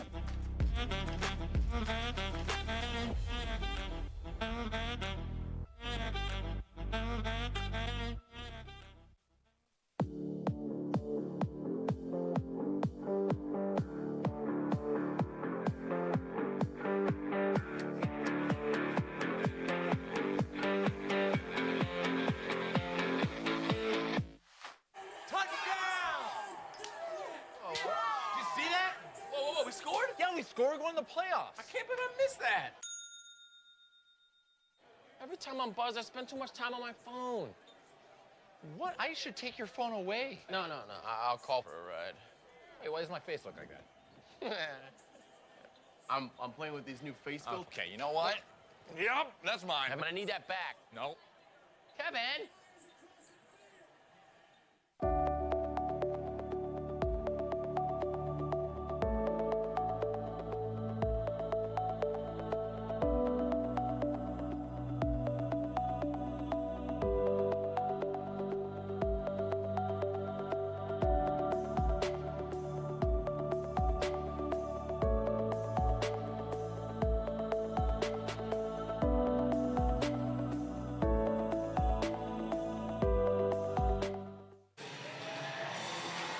And the country roads have taken both of these teams home as we get ready for period number 2 of action here in the Deborah F. Stanley Ice Arena in Oswego, New York. I'm Kyle Spizak alongside my partner in crime, the lineman himself, Coach K, the man of many talents, Kenny Gerard. Thank you for the great intro, Kyle Spizak. It's great to be back for another period of Oswego State hockey and the Buffalo State Bengals. We saw an excellent first period for both teams. As we said earlier, numbers are kind of lying here. Only 1-0 Oswego. Buffalo State with many chances last period. While Oswego continues to try to lay down the hammer, up 17-7 shots on goal over Buffalo. While Buffalo looking to fix some of their small mistakes and come back here and tie this game up 1-1 and maybe take a lead. Yeah, Buffalo State trying to tighten up the ship a little bit. Oswego State trying to keep on the pressure as we have the same starting lines as we had at the original face-off. Joe Glamos, Jason Questel, Connor Bazal for the Bengals. Shane Bull, Tyler Flack, Connor Gato for the Lakers taking the draw. And we are about to get underway as Buffalo State takes the winning face-off right away. Glamos going to try to throw a one-handed shot on net. He gets down in close. Doesn't snow the goalie, though, so they're not going to bump him too much. They'll let him skate away with this one. They'll let him skate away with that one. As you know, the Laker faithful, I'm starting to hear a little Let's Go Lakers chant inside the Deb, and hopefully it's helping out the Lakers a little bit. As Bull's about to take the face-off against Glamos, won by Buff State, trying to throw it back up to their defenseman, but Flack was on that. Back behind the net now, Baker wheeling it around, stop and start. Dumps it off the Bull. Up to Dickinson. Dickinson looking across the ice, just going to try to bank it up. And fast enough in the zone was Gato. No icing called. Back up to the point to Baker. Baker looking across. Dickinson looking for the one-timer. Can't get it. Bull trying to get across for a backdoor pass. No one was there to receive. Lights on and knocking, but nobody was home, and the Lakers looking to do what they did last period, having a little bit better passing lanes to look for as Buffalo's starting to break down just a little bit there, as now Buffalo's going to take it back. Coming across, dumping that one in now is Bazal as they're going to get a line change. Aiden LaValle, the point leader for the Bengals, on the ice now. Francis has it back behind the net for the Lakers. Francis dumps it off to Warmoth. Picked off by the Bengals, but it's going to be recollected by the Lakers in the neutral zone. Francis going to bang that one off the end boards, bring it all the way in. Down in the corner, Otis. Otis trying to move it up before it's deflected off a stick. Warmoth gets it at the Laker logo. Dumping that one down in is Sleeth. Sleeth with the opportunity and another chance for Calabufo. That one skids past the skate a little bit too wide. What a close opportunity there for the Lakers. As 3 Lakers surrounding Parker Allison for the Bengals, trying to get it back behind the net.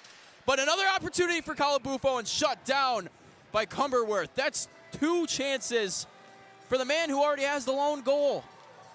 That's 2 chances within 20 seconds for Calabufo. Let's take a look at the replay here with Cumberworth making a nice stop there for the Bengals. Trying to do a little damage control, make sure it doesn't get too out of hand, going up 2-0 for the Lakers early in the second. But no, that's not the truth, Kyle. It's only 1-0 Lakers right now. That it is. That's face-off. About to get underway. Grimshaw takes it. Buffalo State's going to win that. Gage Brown won the face-off.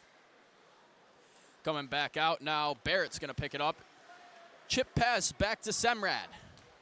Semrad gets the blue line and chips that one down in. Smart on the forecheck, collects it. Trailing behind him is Grimshaw, back up to Semrad at the point. Semrad's going to dump that one in off the half board behind the net.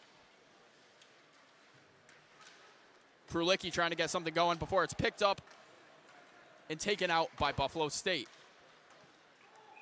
Icing will be called. Face-off will return back to Bengal territory. 17:44 left to go in period number 2 of play.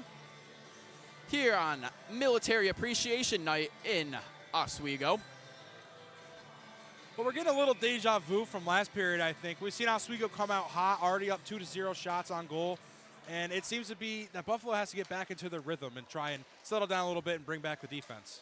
Semrad with a shot from the point, goes off the back of Gage Brown. Semrad now bringing it deeper down in. He's pinned against the boards by 2 Bengals. Joining in now is Grimshaw. Grimshaw's going to be able to poke that one free. Gets it out. Gets it to Krulicki. Krulicki trying to take a shot from the top of the circles. Goes into the ankle of a Buffalo State Bengal. Jackson Barrett. Now coming down now is Brown. Brown with a shot opportunity, goes off the toe of Cal Shell's pads. Couldn't collect it at the point was Blango, and they're going to have to regroup the zone now, wrapping it around. Wrapped back around once more. The other way, Ryan going to try to chip this one out before it's wrapped around once again. Playing a game of pinball out here on this ice, Kenny. I'm starting to wonder if that puck is magical. Did you see that ride around the glass up top? I've never seen that here yet. As coming down the ice now is Bull with a little bit of speed. 2-on-2 opportunities for the Lakers. Bull's going to get taken down, trying to get it in front for Ryan. Too many sticks in the way, couldn't connect. Now coming down with some speed is LaValle. LaValle's going to dump that one in. Before it's intercepted, trying to get it to Bull was Dickinson. Before it's chipped back down in Oswego zone, Shell will play this one himself. Passes it out to Baker. Baker gets it up to Rocco before it's sent back down into the corner.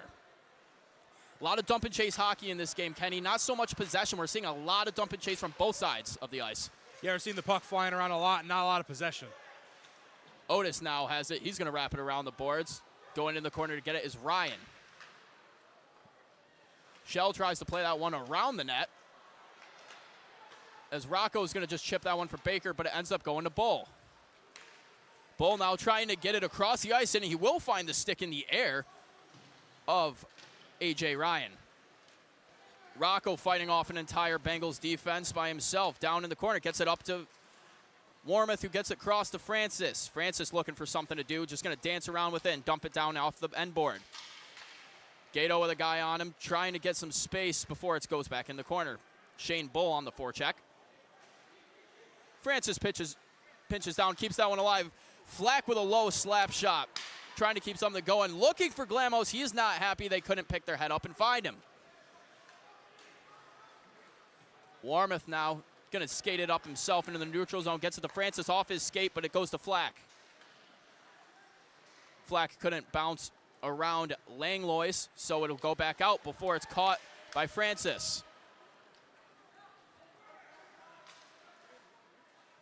Glamos in the corner pressuring Warmoth before he wraps it to Gato.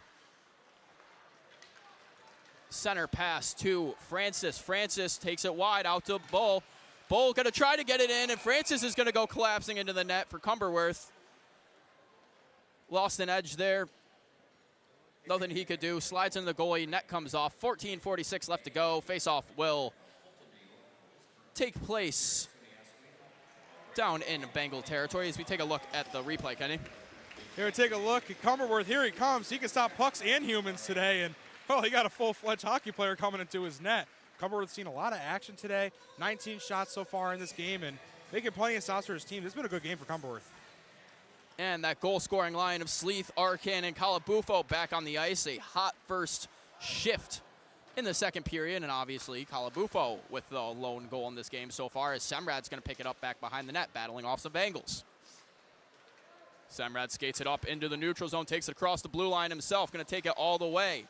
Tries to get it across to Sleeth. He's held back by a slew of Bengals. Arcan pins himself against the board, keeps the puck in play, chips it out to Sleeth. Sleeth with a couple of dancing dance moves, trying to get it to Calabufo in the center camp. Addison's going to pinch up and get it, though. High off the glass, back into the Bengals territory. Wrapped around now, and skating it up is LaValle. LaValle bringing it into center ice, trying to get a backhand shot off. That's an easy routine save for Shell. Another one for Shell. Off the stick, back behind the net. Addison on the ground as LaValle's going to tumble into the corner now. Arcan without a stick. He's still battling. He'll be able to get his stick back as Buffalo State goes back in their own zone to regroup. And a bad pass. Sleeth has it now. Sleeth's going to drop it off to Krulicki. Krulicki with a shot, sails it wide. We've seen a lot of good opportunities so far for the Lakers as there's almost another one there. Great defense and take a lot away from the Bengals. A lot of interceptions so far. Yeah, they're all over the ice, getting their sticks in passing lanes. Textbook defense for the Lakers. Dickinson has a guy tied up in the corner. It's going to be poked out, and it's going to escape the Lakers zone. Buffalo State will have to regroup. Going to dump that one down in is Langlois. Off the stick of Bizal, keeps it down in, and a shot stopped by Shell. Puck bouncing in front. They're able to get a stick on it. Krulicki's going to be able to skate this one out. To Smart. Krulicki, Smart. Grimshaw coming down. Smart's just going to try to throw this one down on net, but it's going to be thrown back behind the corner by Cumberworth. Grimshaw gets the loose puck. Skating around back behind the net, trying to find something to do. Baker gets it up to the point to Warmoth. Warmoth going to throw a low shot on net, looking for the deflection from Grimshaw. Smart escape turn, creates a little separation, trying to find a passing lane. Just going to turn and try to fire that one on net. Not much he could do as it's going to return to Laker territory. Lakers and Buffalo State both elect to get a change. We've seen a lot of dump and run, as you had said before. The puck is flying around like a pinball, and both teams get a lot of opportunities for fresh lines and fresh legs on the ice. Battle alongside the Lakers bench, gets out to Warmoth. Warmoth will get the red line, and he'll wrap this one around the corner.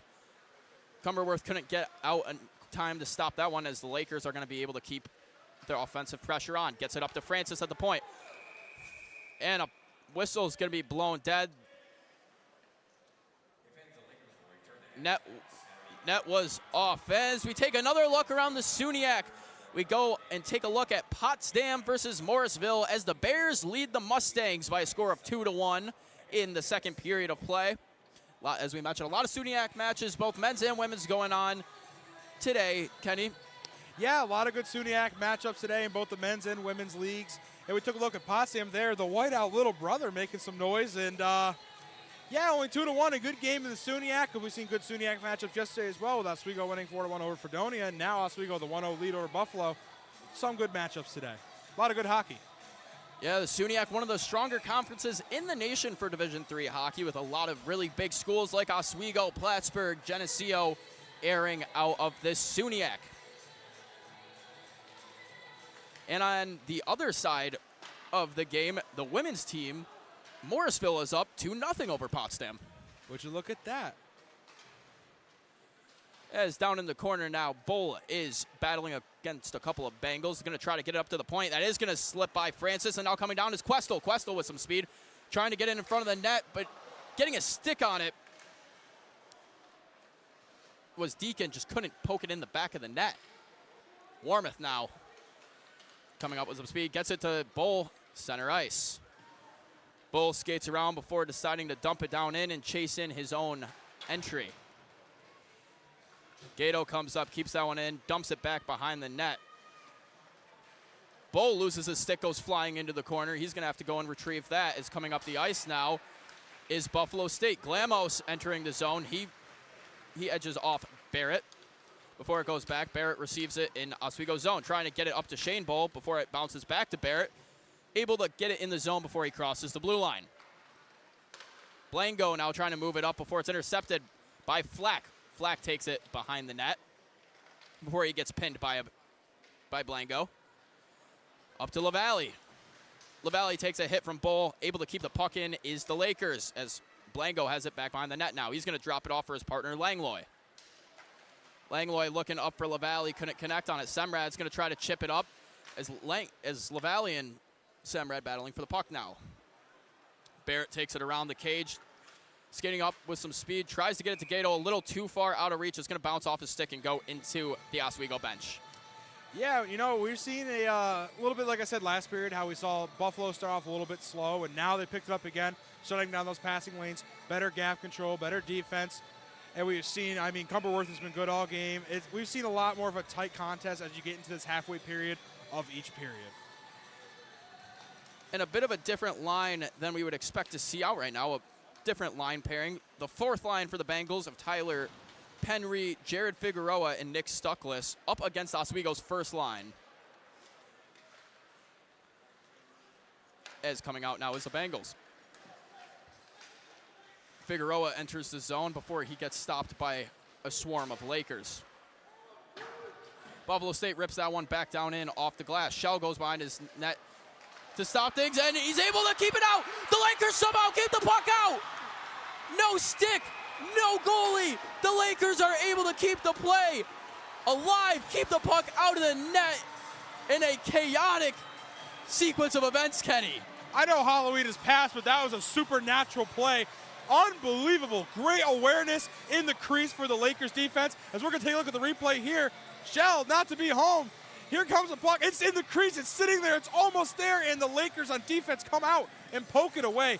Great awareness by the Lakers there to save would have been an extremely easy goal for the Bengals. How about Shell getting his stick there to keep the puck out of the net on the first attempt, and then the defense collapsing in to keep it out after that. That is solid team defense from the Lakers. That is the definition of teamwork, and that has what's been so good for the Lakers so far. Great chemistry among the team, coming out and helping out their goalie. He makes a save for them. Well, why don't we come help you, Cal Shell? Let's go make a save for you on defense as they crash into the crease and bye-bye puck. What a great play by the Lakers, and the Bengals have got to be scratching their heads. That was so close. And the Lakers will likely find themselves down a man as we're having a bit of a conversation between the captains and the refs. Captain Parker Allison of the Bengals and Quinn Warmoth of the Lakers talking to the officials, trying to figure out what's going on. And Oswego will receive a penalty. It's going to be to Cal Shell, of all people. Cal Shell gets a penalty for the first time in his Laker career. First time for everything. As the Lakers will find themselves a man down. Call has not been announced as to what yet, but I'd assume some form of interference. Yeah, you know, we've seen a few firsts tonight. Like you said, Calabufo's first goal was going to be Shell's first penalty, and, well, they got the first goal of the game as well. We've seen a lot of firsts here for the Lakers, and I'm not sure exactly what hasn't been announced yet. And now a chance for Calabufo as they take it out on a shorthand opportunity. He'll sail that one a little bit wide. Calabufo skating with a passion out there, flying around the rink today. Is coming up now is Questel. Questel drops it back down to Glamos. Glamos taking a body as it'll go back down in the corner, and he's going to battle with Warmoth. Trying to get it out before LaValle intercepts it. LaValle now in the corner, cycling it around with Questel. Questel up to the point, gets it to Blango. Blango drops it off in a shot from Stuckless. Doesn't go anywhere. Straight into the pad of Calabufo. Back over to Questel. Back to the point. Taking a shot again is Stuckless before it goes into the corner. Warmoth's going to get tied up before he gets it to Sleeth, who's able to sail it all the way down the ice. Lakers will able to get a fresh set of legs on the ice. 55 seconds left remaining in the power play for the Bengals. Camping out back behind the net is Allison. Allison decides to skate it out now. Drops it back off for Glam. Not Glam, it was Morin. Before it goes back out to Allison once again. Allison now in a puck battle with Rocco before it gets out to Baker. Baker gets tied up alongside the boards, and Rocco's going to come down and pick up the loose puck. Smart joins him on the boards. Morin's going to take it around the net, drops it off to his defender. Back up to Allison. Allison gets it over to Langlois. 10 seconds left on the penalty kill for the Lakers. Rocco pins it against the corner as 3 seconds. The Lakers are going to be able to kill this one off and return to even strength. This joint going on the ice now is Shane Bull. Trying to chip it up to Bull. And no icing call. Too close of a race to award the icing as Addison's going to come out of the bench, able to get there and get it over to Gato. Gato chips it down to Bull. Bull with a slap shot opportunity, and it bounces off of Cumberworth. Buffalo State with it now. They're just going to elect to dump it all the way down before Semrad's stick gets it. They will not get the icing and not be able to get the change they need. Gato gets tied up in the neutral zone, but a trailer comes in Sleeth, or Addison.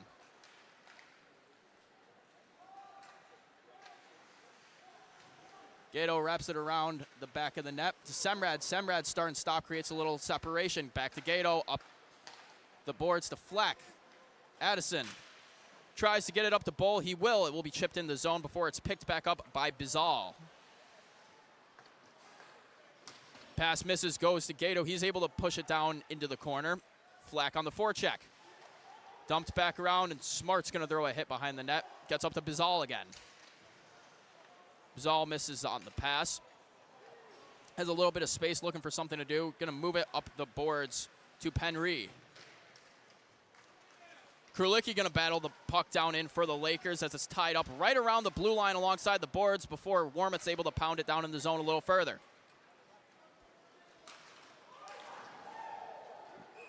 And icing will be called there as it was shot behind the red line. And we're going to throw it down to sideline reporter Kaylee Richmond, who's up close and personal to all the action going on in this game. Kaylee? Yep, thanks, guys. All I got to say is, wow, what a performance from Shell. You know, I was standing right behind him when the puck was literally almost just beyond the goal line, but he managed to knock that out of there. He did receive a penalty for it, but I'm sure the Lakers are going to make up for it. Back to you guys. Thanks, Kaylee, as we get ready for face-off down in Bengal territory. Connor Sleeth taking the draw for the Lakers. On the other end, Penry for the Bengals. Chipped high off the glass into the neutral zone before it's dumped back down in by Warmoth. D-to-D pass along to Barrett. Puck bounces around. Calabufo is able to get himself free and get the puck moving it up the ice now. Sleeth gets an opportunity, and Francis throws a hit that stalls Bengals' progression into the Lakers zone. Pass up the boards, looking for a defender, but it goes to Arcan, and now the Lakers have a 3-on-2 rush. Francis coming down. Francis looking for Calabufo backdoor, trying to find Sleeth. Gets in the skate of a Buffalo State defender. Back to Francis at the point, down to Sleeth. Sleeth coming around the circle, trying to get a shot. Gets tripped up. Francis not able to grab the rebound. It's going to fly out of the zone, and Calabufo's just going to poke this one back to Dickinson. Dickinson gets it up to Ryan before it goes down below the Buffalo State goal line. Ryan start and stop trying to get the puck. He's still alive. Ryan's got it on his stick, looking for a pass. Gets it up to Baker. Baker with a flop shot from the point. Just throws that one on net, trying to get something out of it, maybe a rebound, but Cumberworth freezes the puck. Face off in Bengal zone. And it seems to have been the story of the second period here. A lot of really close shots for the Lakers. We're going to take a look at the replay here of a close shot. He comes in, he's shot, and just a good stop there by Cumberworth. Cumberworth has been very good so far, and it's been close for the Lakers, but just barely missing on those opportunities to make it a 2-0 game on their end. And a lot of the play in this game has been very neutral zone heavy. A lot of back and forth, using the full 210 feet of the ice. Nothing shorter, nothing less. Both teams are going up and down, up and down. No team has really dominated play in either one's zone, Kenny. No, neither team is dominating play in either one's zone. And I really hope these guys got their conditioning up for this game because they are doing a lot of skating. As you said, they're using all of the ice. It's been in and out of the neutral zone all game long.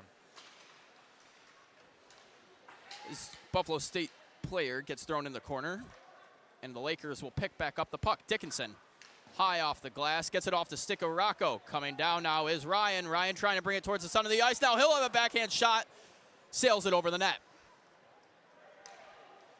And this will return all the way back down to Lakers zone. No icing, though, off a Lakers stick. Barrett now coming up with some speed. Stick handling, he's going to dump it in, and he's going to chase his own entry. He goes down in, he's going to try to throw it back behind the net for Gato. Gato's going to get hit, but he'll be able to throw it back up to the point before he goes to the ice. Semrad back behind the net, looking up to his defensive partner, and Barrett. Barrett's going to take a shot. That's going to stay low and just be blocked away into the corner by Cumberworth. Gato battling with some Bengals in the corner before Blongo gets it. Blongo, cross ice, looking for Questel before it returns to Lakers zone, picked up by Barrett. Barrett stops behind the cage, gets it the other way to Bull. Bulls center ice to Flack. Flack coming down the neutral zone with some speed. Drops it off for Semrad. Semrad looking for a shot, and that's going to go into the glove of Cumberworth. Quick turnaround now. Questel and the Bengals going the other way. No icing called. Semrad's going to have to race with Questel into the corner. Questel's going to push him and pin against the boards. Gato dumps it off to Flack. Flack, misdirection, goes the other way. Coming off the ice now, battling a lot of sticks in his legs, able to get through all of them was Flack before him and Bull get pinned against the half board. Puck is not moving alongside the board. A lot of freezing and more players joining in, but no movement of the puck. There is now 3 Lakers and 3 Bengals as the ref gets ready to blow his whistle, and it was only a matter of time before he did. That puck was a stalemate. The puck was a stalemate and was frozen to the ice. Not much action there. Kind of like when 2 boxers are fighting and they're hugging around. Not much action. The referee's got to stop that, get the action back going. With only 2 minutes and 20 seconds left, we look at another huge shot on goal difference. Oswego with 24, Buffalo with only 11. They're giving Cumberworth a run for his money. And like you mentioned, Kenny, 2:20 left to go in period number 2, but it's only 8-11. This game moving very, very fast. Limited whistles. Like we said, a lot of the game just played along that neutral zone. It's not a lot of start and stop, not a lot of shots and freezing the puck. It's just go up the ice, go back down the other way. Right, you're not going to see a lot of penalties either when you're just throwing the puck up and down the ice. They're in the neutral zone right now as we talk about it. But yeah, you're not going to see a lot of penalties, not a lot of stoppages. The game has been very quick. I mean, to be 2 periods in and only be 8:15 when a game starts at 7, almost unheard of. As getting it up to Krulicki. Krulicki's going to get taken down by a Bengal before they dump it back down in. Bengals have to regroup before entering the zone once more. Warmoth gets it down in the corner. Over to Francis. Francis goes to Smart, who's going to take it out of the zone himself before cutting across Penry. He's going to take it down the far side. Smart with a shot from the top of the circle. Goes into the blocker of Cumberworth. Lands right in front of him. Able to shut that one down. Freeze it for a face-off. Yeah, and when you've got 25 shots on goal, not even with the second period coming your way, you have to perform as a goalie, and that's what Cumberworth has been doing for the Bengals. While Oswego only seeing 11 shots coming their way, nothing getting by Shell. Yeah, both goalies have been pretty good in this game, I'd like to say. Yeah, great defensive performance from both goalies. Like we mentioned, Shell with some huge saves. Throwing his stick, although throwing your stick is a penalty, it saved a goal, and the Lakers were able to kill it off on the penalty kill. 11 shots Shell has faced, stopped all of them. Cumberworth, on the other hand, 25 shots faced and only 1 allowed. As this one's going to go out to Dickinson at the point. Gets it to Baker. Baker with an opportunity there. That one's going to go off the pads of Cumberworth. Picked up by the Bengals and chipped off of the high glass to get it out of the zone. Dickinson's going to get it. He tries to just run it up the boards to Ryan. Able to hit his stick, so no icing call. Just out of reach of Bull as it'll return back to center ice. Dickinson once more. Dickinson to Baker. To Rocco, and he'll just shoot it off the glass down as let the forecheckers go to work. Langlois now coming down with some speed for the Bengals, crossing Oswego's blue line. Gets sat down at the hash marks, not able to move down any further than that. What a big hit there by the Lakers. Almost got folded like a 4th grade love letter. What a shot. And coming down now is the Bengals with an opportunity. But the Lakers will be quick to shut that down. Chipping it up to Arkan. Arkan's got a one-on-one, but the clock will expire before he has the time to get a shot off. And after 2 periods of play, no scoring change in period number 2. Just a lot of back and forth hockey, a lot of hard, fast, physical hockey. But no points, Kenny. No points, but plenty of shots for the Lakers, now at 26 shots on goal. While Buffalo continues to have a similar struggle. They're not getting any shots towards Cal Shell, and you can't really score if you're not really shooting. Their offense isn't really getting many opportunities, as Oswego's defense has been there, shutting down the passing lanes, great gap control. I mean, basic hockey, they've been great. Yeah, like you mentioned, the gap control has been huge when entering in on the zone. You can see when they're entering the blue line, the Lakers' defense are keeping their outside shoulder on the inside shoulder of the Bengals coming in, entering their zone, keeping them to the outside, not allowing them to get those inside lanes, cut between the hash marks, get to that high slot area, the high shooting percentage where you have the highest chance of getting it back into the net. The Lakers are pushing everything to the outside, and not just that, they're just swallowing up the Buffalo State offense. The second they have the puck, there's two Oswego defenders immediately on them. But talking about those Oswego State defenders, one of them, the captain of this team, Quinn Wormuth. Kaylee Richmond, our sideline reporter, is with Quinn Wormuth right now. Kaylee? All right, guys, I'm here with team captain Quinn Wormuth. So, Quinn, you guys are still at the upper hand, 1-0 at the end of the second period. How does it feel? I think right now, obviously, the goals aren't falling for us, but we're really happy with the way we're playing as far as our defensive game. We're not cheating for offense, and we know those pucks will fall sure enough. Absolutely. So, it's the second SUNY matchup. Can you tell me the importance of doing well in these games for you guys? Yeah, tonight is a huge game for us, not only because it's SUNY play, but because it's the second game of the weekend. We learned last weekend that we can't take any nights off, and this night proves that. It's only 1-0, and anybody can win any night in this league. Absolutely, it is anyone's game. Well, thank you very much, Quinn. Have a great night. Thank you, appreciate it. And thanks, Kaylee. Quinn Wormuth giving us a little bit of an insight of what's going on in the game down there. But we do have confirmation, Kenny, that the penalty that was called on Kale Shell was for throwing his equipment. Well, you can't do that. You can't really throw a stick at somebody.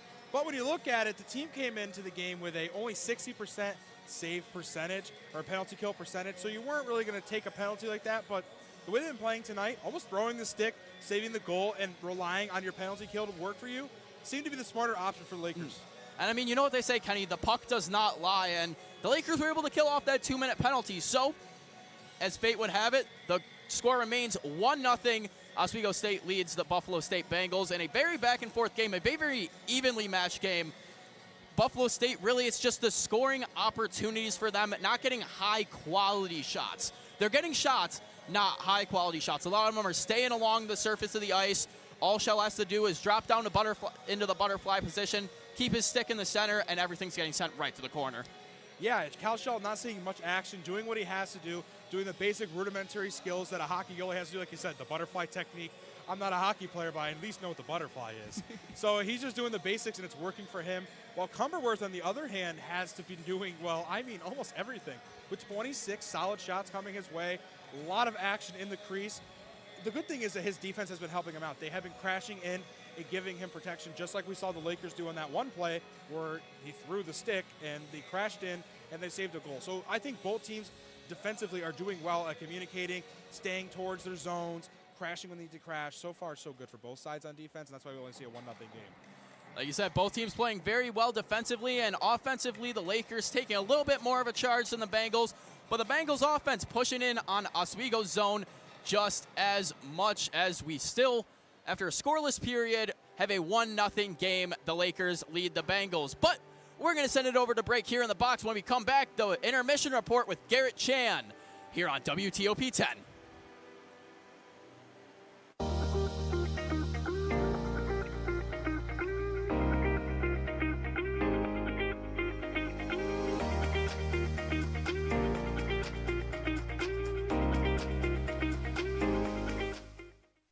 What's going on? Yeah, dude, we go on at like 11:30. It's like No. What do you mean no? It's 10:30. 10:30? Matt, it's 10:30. What do you mean it's 10:30? Hey, don't touch that. That's my ladder. Hey, man. Whoa. You know this book was already discounted 10%? Wow. Get a close up of that one. Matthew, Look at that. Can we go back inside? I want to sleep in the studio again.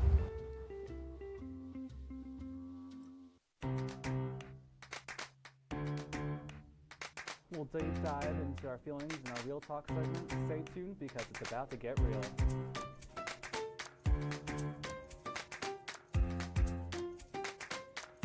When I was in foster care, I never knew when I would have to move. So I always had my suitcase ready to go.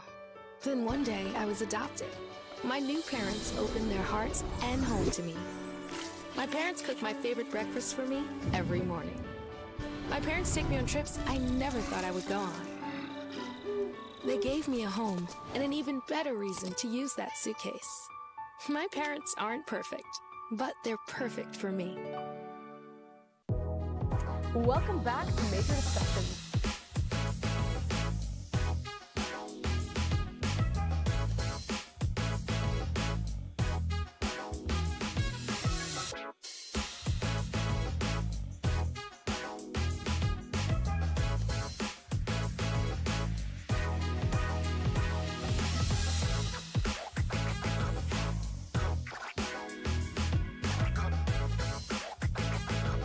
What's going on? Yeah, dude, we go on at like 11:30. It's like. No. What do you mean no? It's 10:30.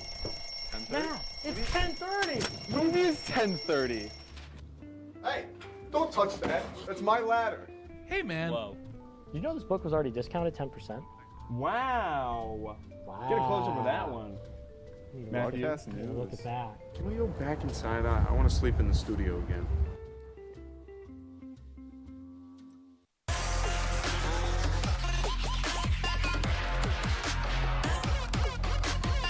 Up by Crowan, not able to get all that. DeCarlo on the rebound. Alex DeCarlo.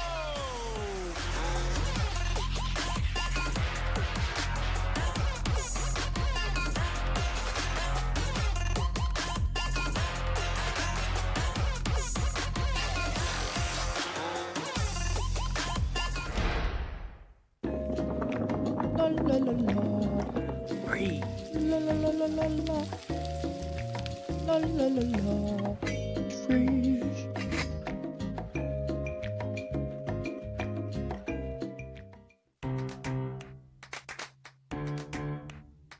We'll deep dive into our feelings in our Real Talk segment. Stay tuned because it's about to get real.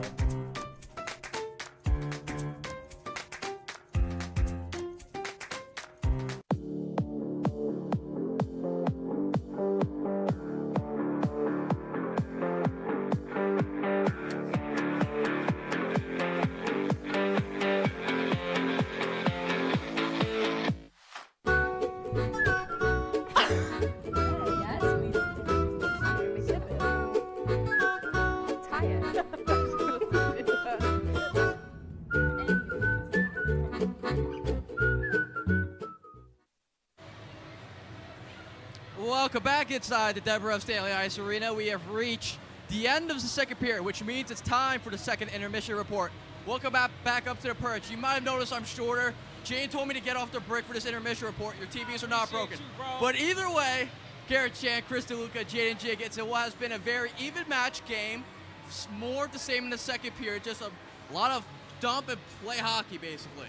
Yeah, it's a very close game, as you said, Garrett. You know, lot of shot attempts by both teams. Maybe not necessarily getting the shots on goal for some teams rather than others, but you know, still working hard on that, trying to get that offensive pressure going, trying to get that physicality going. Overall, it's been a very good game so far. Jaden, your thoughts? It's been a very good game. Like just like both of y'all already said, it's definitely been you know, just but it's been like this game has definitely been going by both sides. Both teams giving it out, showing it all. Definitely a good game, and can't wait to see what happens in the last period. We'll certainly see more of kind of just the action going on. We'll show it to you right now. Just like I said, a lot of dump and play hockey. A kind of thing where a lot of skaters are just chasing the length of the ice. Probably not the type of hockey both teams wanted. You got to think about the condition. It kind of just it's certainly paying off right now. Absolutely. I mean, as you said, the North and South game, and at least in the sport of hockey, is always very crucial. I mean, like this up and down play, you know, while yes, it could be very tiring, it is very important for these teams. I feel like that physicality and just overall like quickness of this game is important. Yes, I agree with you, Chris. This game has definitely been very physical from both teams. As you can see, Oswego got they're up to 23 shots, and while the Bengals still have only in single digits have 9 shots. Definitely has been a real physical game between the both. Definitely been a physical game between the two. You certainly made a great point. Kind of just the Lakers, when they have had those offensive opportunities, kind of in the offensive zone, they've kind of just chucked shots, hoping that some deflection, some sort of hit off the stick finds the back of the net. But Chris, if you look at just the teams overall, we expected a much tighter contest. We expected the matchup to be very tense and overall very physical, and if we kind of go towards the compilation of all those hits and fights between the boards, you understand why this game is 1-0. I mean, the simple thing is, like, you know, as you said, a lot of the times you see the Lakers, for example, just putting pucks on the net, not really hoping it's a pretty play, but maybe like getting a tip or something in front. I mean, and on top of that, you also have the defense on both sides doing amazingly. for both Buffalo State and for Oswego. It's just a lot of like offense and defense, just kind of I want to say complimenting each other, if you would. There you go, Jaden. Well, I don't know about the offense, but I would say there is definitely a lot of defense being shown in this game, especially Oswego's defense. Where Oswego's defense, they definitely like putting up an impressive performance here tonight, and yeah. Certainly an impressive performance before both teams, but the reason why this game is still 1-0 in favor of the Lakers is, of course, the person between the pipes, Cal Shell. So we showed it to you before, we'll show it to you again. Cal Shell playing the puck behind the net, all of a sudden had to throw his stick. Of course, the Lakers, because you threw his equipment, it was a penalty that the Lakers had to go on the penalty. But overall, probably one of the biggest plays you'll see from Cal Shell in his young career. Absolutely, I gotta say, when I was watching that, I thought the puck was bound to go in. It was like very close. I mean, obviously, yeah, you can't throw the stick, but I mean, it was such an amazing save. Honestly, I'd say that's like probably his top save so far in his career. There you go. You know, the biggest thing with sports is that you got to do whatever you got to do to win sometimes. And, of course, that play wasn't the game-winning play, but it definitely prevented the other team, Buffalo, from making a score. So, I got to say, sometimes you got to do what you got to do, and it was done. Yeah, and the one thing, we don't want to give all the love to Show. We also got to give some of the love to the Bengals goaltender, Cumberworth, who's had a very solid game of his own. Certainly has kept the Bengals within striking distance of tying and perhaps giving the lead as we approach that final period. Cumberworth, you've seen kind of him being tested by the Lakers offense. He's kind of stood tall in the crease, and he's certainly been very effective between the pipes. Absolutely. I mean, Cumberworth is the reason why this Bengals team is still in this game. I mean, as we said before, there's 23 shots on goal right now. He stopped 22 of those 23, when a lot of those times maybe they should have gone in, but his brilliance has been able to keep them in this game. I agree. Like I said after the first period, both goalies are definitely playing a phenomenal game as they're stopping goals from happening. And for Buffalo, yes, you got to give it to Tyler. What do these final 20 minutes have in store? The third period is coming up after the short break with Kenny and Kyle in the Steve Lever press box. As you see, the lovely fans, the Oswego State faithful, strolling along to Sweet Caroline. You're watching a Hockey 9 Oswego second period intermission report. Third period up next.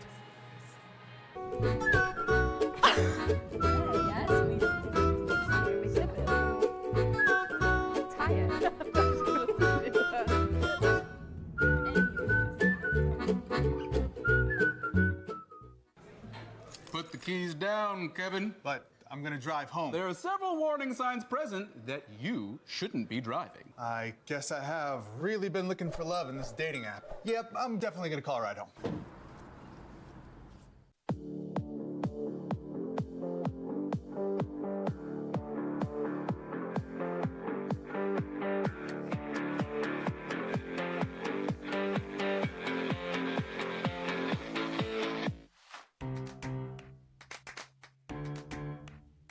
We'll deep dive into our feelings in our Real Talk segment. Stay tuned because it's about to get real.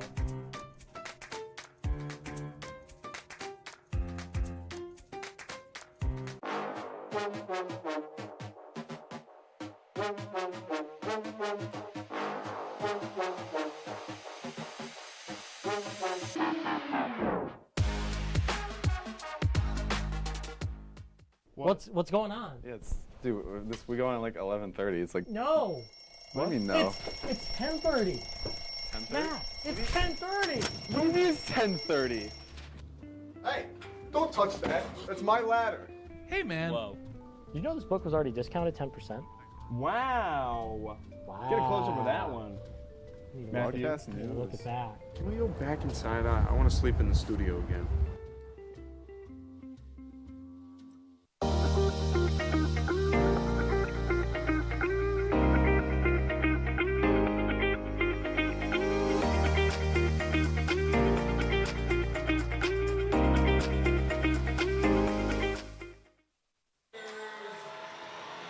And it's time for period number 3 of hockey here in the Deborah F. Stanley Ice Arena. I'm Kyle Spizak alongside my partner in crime, Kenny Gerard, as we have a 1-0 matchup here in the Deb. The Oswego State Lakers lead the Buffalo State Bengals. Shots 26 Lakers, 11 Bengals, as we are 30 seconds away from puck drop. 20 minutes to take it all for either team here, Kenny. Well, the bells have tolled in the Deb. Metallica is singing to the crowd, and it's time for the third and final period of hockey here in the Deb.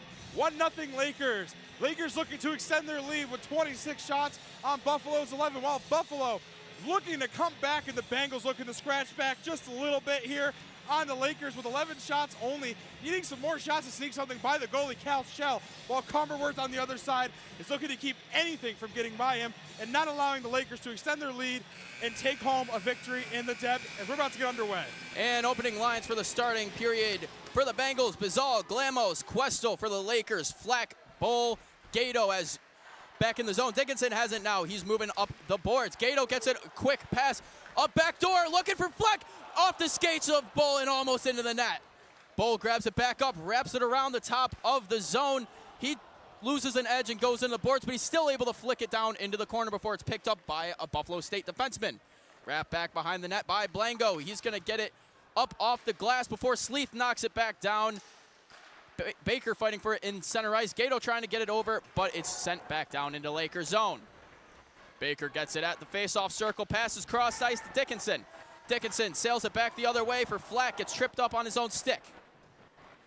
Sleeth now, Sleeth gets it over to Dickinson. Before Dickinson looks across ice, he finds Flack in the middle. Flack now drops it back. Arcan with a shot. He sails that one over the top of the net. Arcan now going over, fighting off Glamos. Warmoth sends it up the same side that the Lakers tend to be doing most of their work from, the near side of the ice, as Allison has it.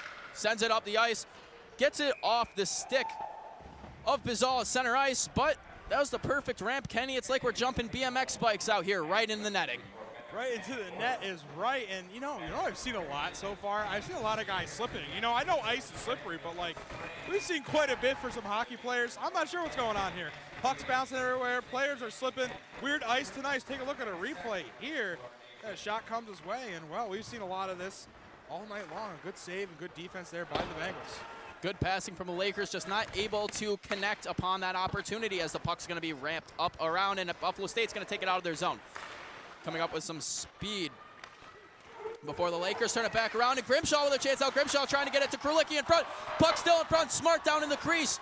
Grimshaw goes to battle, but it's sailed back out of the zone. Going to go all the way the length of the ice to the Lakers zone, and icing will be called. Face-off returns to Bengal territory. What a way for the Bengals to crunch into that crease. And we're going to send it down to sideline reporter Kaylee Richmond, who is right on the glass for everything going down in the corner of play.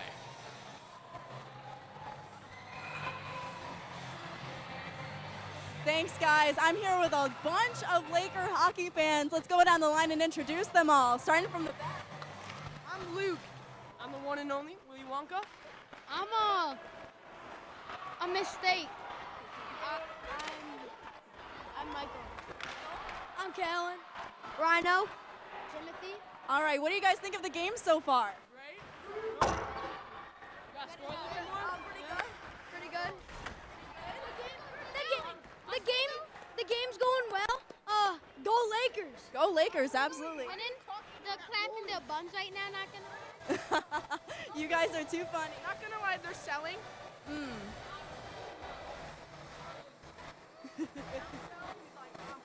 Cal Shell's on point. Absolutely. Oh. Well, thank you so much, guys. I hope you have fun at this game. Back to you guys. I heard the Lakers.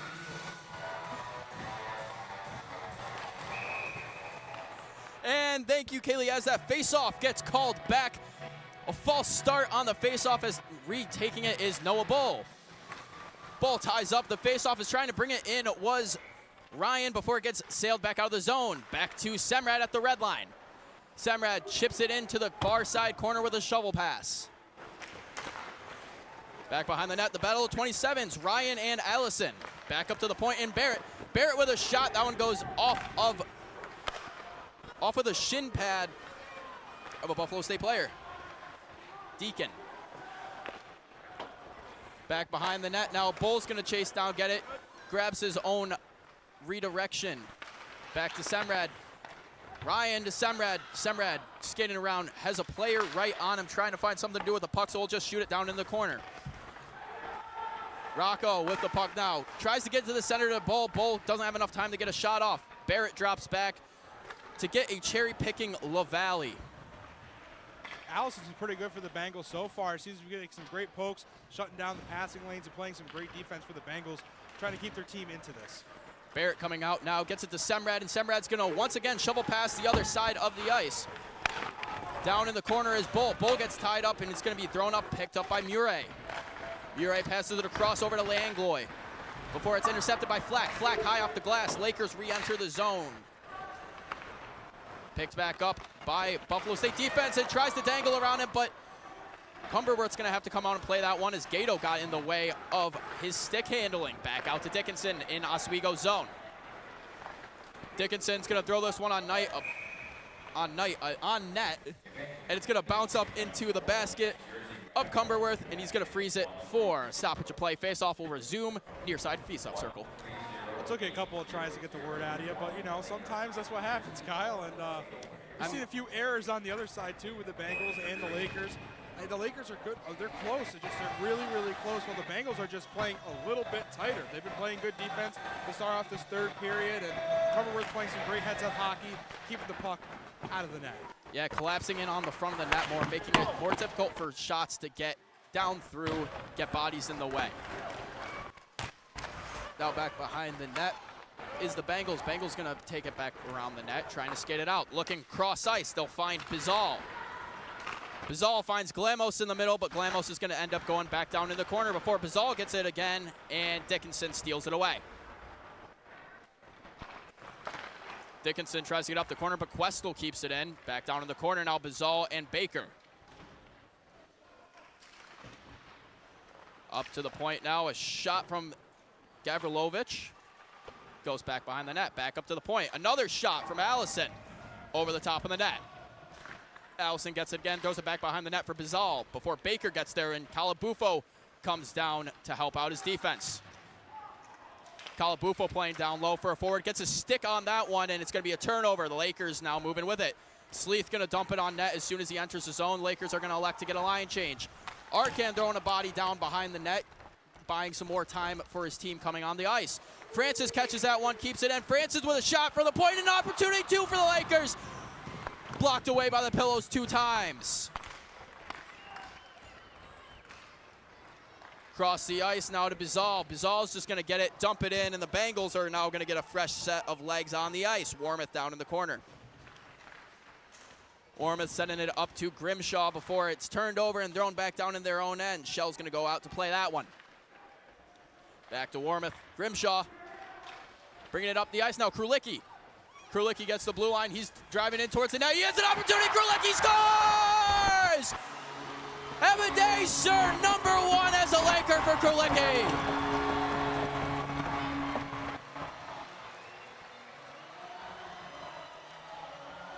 Krulicki, what a shot. First goal as a Laker. What a shot for him. What a play for the Lakers. And that's exactly what they were looking for. They had so many close opportunities. As we look at the replay here he comes tied up and just sneaks it just past Cumberworth. And you can't expect much more from Cumberworth. Cumberworth stopping 30 of 32 shots coming his way.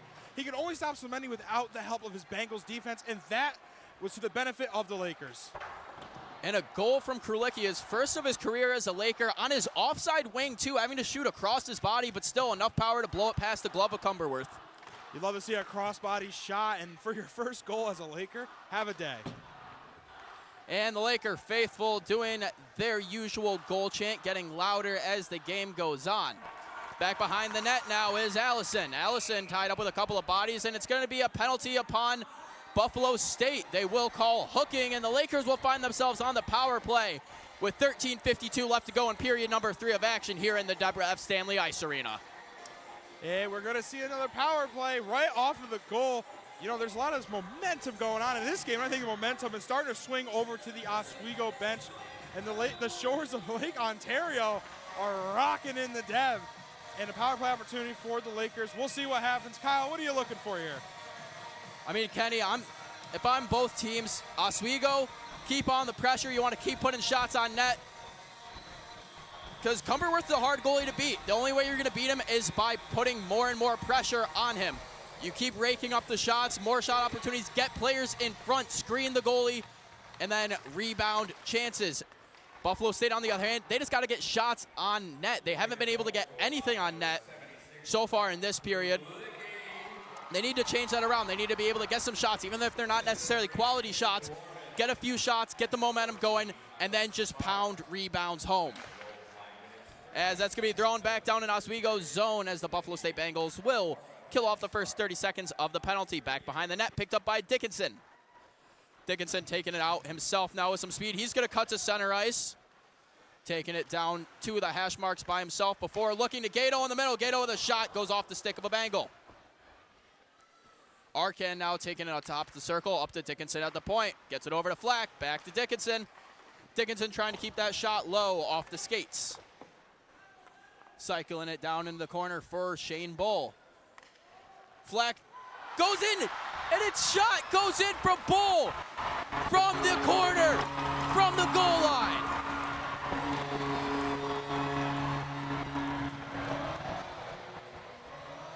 And there's my hot hand man, Tyler Flack, coming in with a goal for the Lakers. I knew it was coming. I didn't know it'd be on a power play, but I knew he'd do something, put up a point for the Lakers, and that's why he's the hot hand. What a shot for Flack. Great teamwork from him and Bull. Bull, Flack, the connection, not much better. And a weird angle there. Bull trying to throw it on net as we see it, the replay here in the corner. Bull trying to find Flack streaking down on the other side, but it doesn't actually ever get to Flack. Hits the pads of Cumberworth, and goes in the net. Gave too much credit to Flack there. Look at Bull, what a shot. A couple odd angle shots across the body from the corner. The Lakers are making plays happen in weird places. Bull entering this game with 5 points already, 1 goal and 4 assists. Add another goal to that column and make it 6 points in 4 games for the assistant captain. Not much more you can ask for from your assistant captain if you're Ed Gosick. As Barrett's battling down in the corner now. Barrett has it once more. He's going to keep pushing it down lower for Sleeth. Sleeth getting pinned against the boards by Langlois. Before Arkan gets it, Arkan will bring it up to the top. Tries to wrap it around and dump it back out deep in the corner, but Murray intercepts it. Murray with a shot from the blue line. Blocked away by Shell. Another opportunity, pillowed away by Shell. Murray in the corner has got it. Barrett's going to take a player down as battling with Calabufo is Brown. Slips out in the corner, Morin. Morin and Sleeth battling for it now. Puck still pinned against the boards. A lot of pucks pinned against the boards, Kenny. Not a lot of movement once they do get into the zones. They're kind of trying to just shut things down at once. Yeah, it seems like they're trying to just keep total damage control on both sides. Oswego up 3-0. We've seen a lot of dump and runs and just dumping it off and everybody's chasing the puck, or the puck is just frozen against the wall. And it goes back to Allison. Allison trying to find a player streaking across the Laker logo, but the pass is just out of reach. It's going to go for an icing. Face-off will return back to Lakers zone, but with the puck in Lakers zone, why not get a closer look up near the glass with sideline reporter Kaylee Richmond. Yeah, guys, talk about a strong start to the third period with back-to-back goals from Krulicki and Bull. Wow, such an amazing start to the period. Can't wait to see what they do next. Back to you guys. Thanks, Kaylee, as the puck comes out, and Francis takes a big hit into the boards from Bizal. This one's going to go off the stick of Smart as they re-enter the Bengals zone. Going down now. Smart takes a shoulder from Glamos. Glamos now trying to push it out with help from Bizal. Dumped down in by Questel. Shell has to jump behind his net and get it. Glamos throws a hit in the corner on Francis. Francis getting it up to Smart. Smart just trying to power it through, and they will be able to do so. Krulicki now, the Lakers have a 2-on-3. Krulicki with another shot chance. This one goes off the blade of Blango and into the net. Face-off in Bengal territory. Well, we've seen a lot of lockdown defense from the Lakers.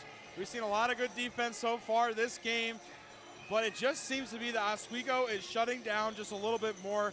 And we said earlier, aggression and possession. At that last replay, we saw some of the aggression, which leads to a possession, Kyle. And an opportunity there. Ryan hits it off of a Buffalo State defender's skate, and it redeflects right at the goalie, and Ryan with another chance. That one's going to be shot wide. Back behind the net now is Langlois for the Bengals, bringing it out, trying to find Morin across the middle. Offsides, delayed offsides for the Bengals. Lakers are going to have time to move the puck. Dickinson to Baker. Back to Dickinson. Trying to find Bull. Is coming down now with a chance for the Bengals, and it's shot wide. Was Figueroa. Baker takes down a Buffalo State player in the corner as Bull's coming out with some speed now. 3-on-2 for the Lakers. Bull trying to chip it up for Rocco. Rocco trying to turn around and send it on net. A little bit too far. Noah Bull gonna drop it off for Semrad. Drake Semrad bringing it down in. Semrad around the corner looking for a wraparound. Couldn't get there quick enough. He's gonna have to decide to do with the puck. Loses it to Allison, who will take it up for the Bengals and just send it across the ice to Penry. Penry from the outside boards shoots it. Shell, like a baseball catcher, closes that one. Yeah, you know, the little action that Shell has seen, getting only 14 shots coming his way, has done a fantastic job. And we'll take a look at the replay here of the opportunity for the Bengals. Dropped him right off the wall. A lot of physicality, as we have said here tonight. Plenty of opportunities for the Lakers, and Buffalo just not being able to capitalize on the opportunities that they get with Shell just being there to lock it down. And coming up the ice now with the puck is Bull. It's dropped off by Semrad. Bull gonna dump it around, go by himself with a ton of speed. Trying to throw it in front, almost gets another redeflection goal as it's bouncing around in front of the net before Buffalo State's able to get it to the corner. Pressuring down though, Semrad's able to keep that one in at the point, not giving up his position. Flack pushes it further down in the corner. Gato back behind the net. He's trying to get it in closer, trying to bounce it off the iron back to himself before Buffalo State picks it back up. Sends it down the ice. Semrad's got it in the neutral zone, picked up by Lavallee now. Lavallee trying to dance around before Oswego takes him down to the ice. Goes in front of the net. No harm, no foul. Gato picks it up. Now chipped around by Flack. 2-on-1 for the Lakers. Flack gets it up front for Bull and make it two. He scores!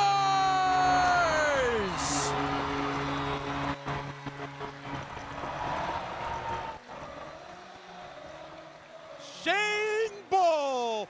Finally a goal for the Bull. If we take a look at the replay here, pass from Flack. Shane right down the middle, and it just sneaks by Cumberworth. As I said earlier, 37 shots coming Cumberworth's way. You can only stop so many, and you can only hold Shane Bull back for so long, Kyle. And a beautiful pass and a beautiful shot from Flack and Bull there. Flack in the air on his way to the ice as he makes that pass, nearly horizontal, Patrick Mahomes-esque. And a beautiful shot from Shane Bull, tucking it just between the netting and the far side post. Lakers now lead this contest 4-0 from back-to-back goals by Shane Bull. The puck's gonna bounce out and Questel's gonna pick this one up. He's gonna bounce it up to Bizal. Bizal throws his shoulder at Warmouth as he tries to keep the puck going. Questel not able to get it. Back out to Francis. Francis is gonna be able to push it up far enough for Sleeth. Calabufo now. Lakers somehow able to keep that puck in for a little bit before it escapes by Bizal. Back into their own zone. Francis circles around. Goes up to Arcan. Arcan looking for an entry point. Can't find any, so he's just going to chip it down in the corner. Allow the forwards to get a change. Smart now on the forecheck, coming around with some speed. Trying to sail it all the way down the ice. It's just going to end up being an icing, but Buffalo State can get some fresh legs on the ice as faceoff will return to the far side faceoff circle. Yeah, now Buffalo State has entered, I would like to call, damage control. At this point, they are down 4-0 with only 7:17 to go in the final period. At this point, you got to do everything possible to defensively shut down the Lakers, who have been hot in this third period. 3 goals with only 7 minutes left to go. After a scoreless second period, Kenny, like you mentioned, 3 goals for the Lakers coming out in the third period. A third period team statistically, even last year, the majority of goals being scored for the Lakers in the closing period of the game. As this one's going to be chipped up and pushed down in by Marin. Addison's going to block that one as it's going to be picked up by Baker. Baker trying to push it up the boards to Grimshaw before it goes in a weird angle. Ends up back at Shell. And sitting real close to Shell was Murray. Baker's going to come down in and tell him, hey, man, don't get close to my goalie like that. No, don't get close to my goalie is right, because Cal Shell has let how many goals by him tonight? 0. All 15 shots he's seen, he has not let anything get by him. He's been great tonight, and like we said, on the other end, Cumberworth has been very good as well. 38 shots is a lot of shots to face as a goalie. Yeah, without a doubt, it really is. 38 shots. I mean, you got to figure facing over about a shot and a half per period at this rate if you're Marcus Cumberworth. So to stand out and put on the performance you have, fantastic showing of goaltending prowess from Cumberworth, but a shot from the point. Semrad gets deflected, gonna roll into the trapper of Cumberworth. He'll stop that. Push that total to 39 shots now, Kenny. Yeah, that'll be shot number 39, and Cumberworth makes another good save, freezing the puck right in the crease and getting to restart play and set us up for a face-off. And the Lakers, a team that are known statistically to really put on the force and put a lot of shots on the goalies. Part of the reason why they have been so successful in past years and be able to get into those late season games like the SUNY Championship is just the relentless offensive nature. They grind out the corners and they get those dirty shots. As Barrett with a chance there, a perfect one-timer opportunity, whiffs on it. Just a swing and a miss there on the one-timer, and nothing to hang your head up being up 4-0 though. Now coming down the ice is Buffalo State. McCosh trying to wrap it around back up to the top. It's going to be kept in by Gavrilovich. He's going to try to throw it on net, but it's going to go wide. Another shot from the point. Semrad picks it up behind the net. And it's going to be kept in, and a shot opportunity from LaValle there, but it's going to be blocked away wide by Shell. Bull gets it. He's going to send it across the ice to A.J. Ryan. 4-on-2 for the Lakers. Barrett now. Barrett looking back door for Noah Bull. A little too far behind him. Couldn't get it. But A.J. Ryan with a chance now. He's going to turn around, get a shot. Blocked by a defender. LaValle looking across the ice. He's just going to get it up to McCosh. McCosh going to dump that one down in the corner. Buffalo State's going to elect to get a change while Barrett finds his options behind the net. Bull across the red line, tries to dump this one in, hits a few sticks, doesn't get very far. Glamos now throws it across to his defenseman Otis. Otis to Allison. Across the ice now. Into the corner. Shot from Allison at the point. Easy stop for Shell off the blade of his stick. Now Bull picks it up. Another 3-on-2 chance for the Lakers. Bull coming down. He's going to get it to Wormuth and a slap shot. Glove save from Cumberworth. And that's what we see from Cumberworth for most of this game. Now just facing his 40th shot of the game. And what a beautiful snag. So we're going to take a look at the replay here of the save by Cumberworth. Here comes a rocket his way, and not getting by Cumberworth, not again. Flashing the leather on that one. A little Carey Price show. Flip the glove over after you make it. Make a save like that, you got to show off a little bit. I would too. As Murray has the puck now, he's trying to sail it up the ice to Penry, but couldn't do so. Picked back up by Gato. Over to Wormuth. Wormuth now coming up, gets the red line. Pushes into the corner. Oswego not as heavy on the forecheck now, playing a little bit more reserved and defensive, trying to preserve the 4-0 lead with 4 minutes left to go in the game. That one's going to be chipped off the stick of Morin. Shell backhands it off to Wormuth. But it's going to have an opportunity for Buffalo State, but no shot is able to get off. Too many sticks from the Lakers in the way. Bull now camping out low, helping out his defense. As he's not going to be able to get that one out, and Wormuth's able to get there just in time as a diving Penry had a chance. Morin loses a tire, not able to keep the puck on his stick. But Penry circles around and grabs it for him. Back down in the corner looking for Morin. Warmoth just trying to get this one out of the zone now. Oswego's line's been out there for quite some time. You can see the fatigue on him, Kenny. Yeah, they're looking for a line change, trying to just dump something away and get some fresh legs on the ice. Here you see him coming off the bench, and here they come. Here comes that fresh line we were just talking about. Entering the ice is Sleeth, Dickinson, and Addison for the Lakers, as behind the net now. Taking out is Gavrilovic.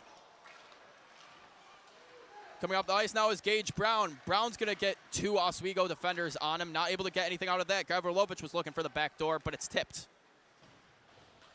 Pinned in the corner is Bizal. So he's going to go back down to the corner. Gavrilovic looking for it again. Brown with it now. Brown looking across to Gavrilovic. He takes a shot, gloved away by Shell. And he was wide open. Even I heard him whack his stick against the ice like crazy. Great shot opportunity there for the Bengals to try and close the gap up a little bit. But with Cal Shell in net, the way he's been playing so far this year, the opportunity does not fall through for the Bengals.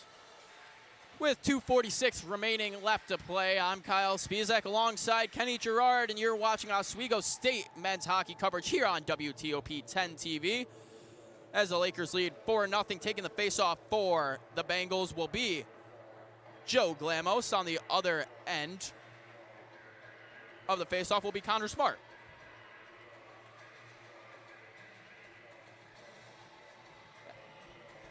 As we await a final call from the ref, and the Lakers find themselves down a man, a penalty to Ryan Dickinson. 2-minute minor, so the Lakers will find themselves down a man for 2 minutes of the next 2:45 left in the game. Smart dumps this one down in the corner. He's going to get in, just try to kill off as much time as he can, pinning it in the corner. Glamos throws it across the ice now, and it's picked up by a streaking Questel. Back out to Glamos.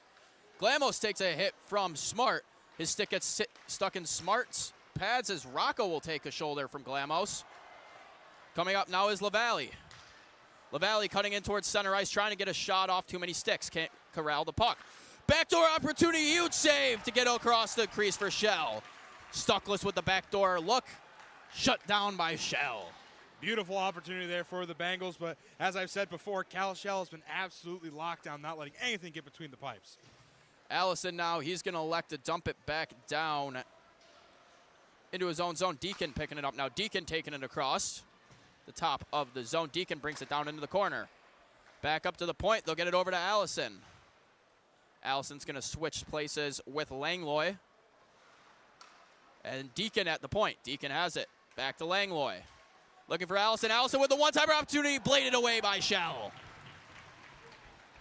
Deacon has it once again in the corner. Going to chip it up to McCosh. McCosh has a few Lakers on him, not able to get anything going. LaValle now, 3 Bengals in the corner. Getting it up to the point in Langlois. Gets it over to Allison again, but that one's going to be blocked by Bull. And it's going to go out to center ice. Bull and Allison fighting for it. Bull now gets the puck, trying to keep possession of it as he's swarmed by Bengals. That one's going to be thrown into the stands. Just misses the top of the glass. Goes into the crowd. 11 seconds left to go on the penalty kill for the Lakers, and 57.5 seconds left to go in the game. Kenny? Well, the Oswego penalty kill has looked much, much better in today's game. They haven't let any power play go by them, while they've capitalized on a power play of their own, as 10 seconds on the power play for the Bengals winds down. 50 seconds to go. Oswego just got to kill some clock here and take home the victory from the Bengals. Buffalo State trying to get some momentum going here, even if the game's a bit out of reach, trying to avoid the shutout. In the corner now is Bizal. He's going to try to wrap it around. Semrad picks that one up. Semrad puts that right in the skates of Murray. Back up to the point, and a shot opportunity from Gavrilovic. Goes wide off a few skates. Back behind the net now, the Lakers trying to pressure him. Grimshaw going to take that one off the boards. Now A.J. Ryan's coming down. He's got Bull on him. 2-on-1 chance, just out of the reach of Bull again.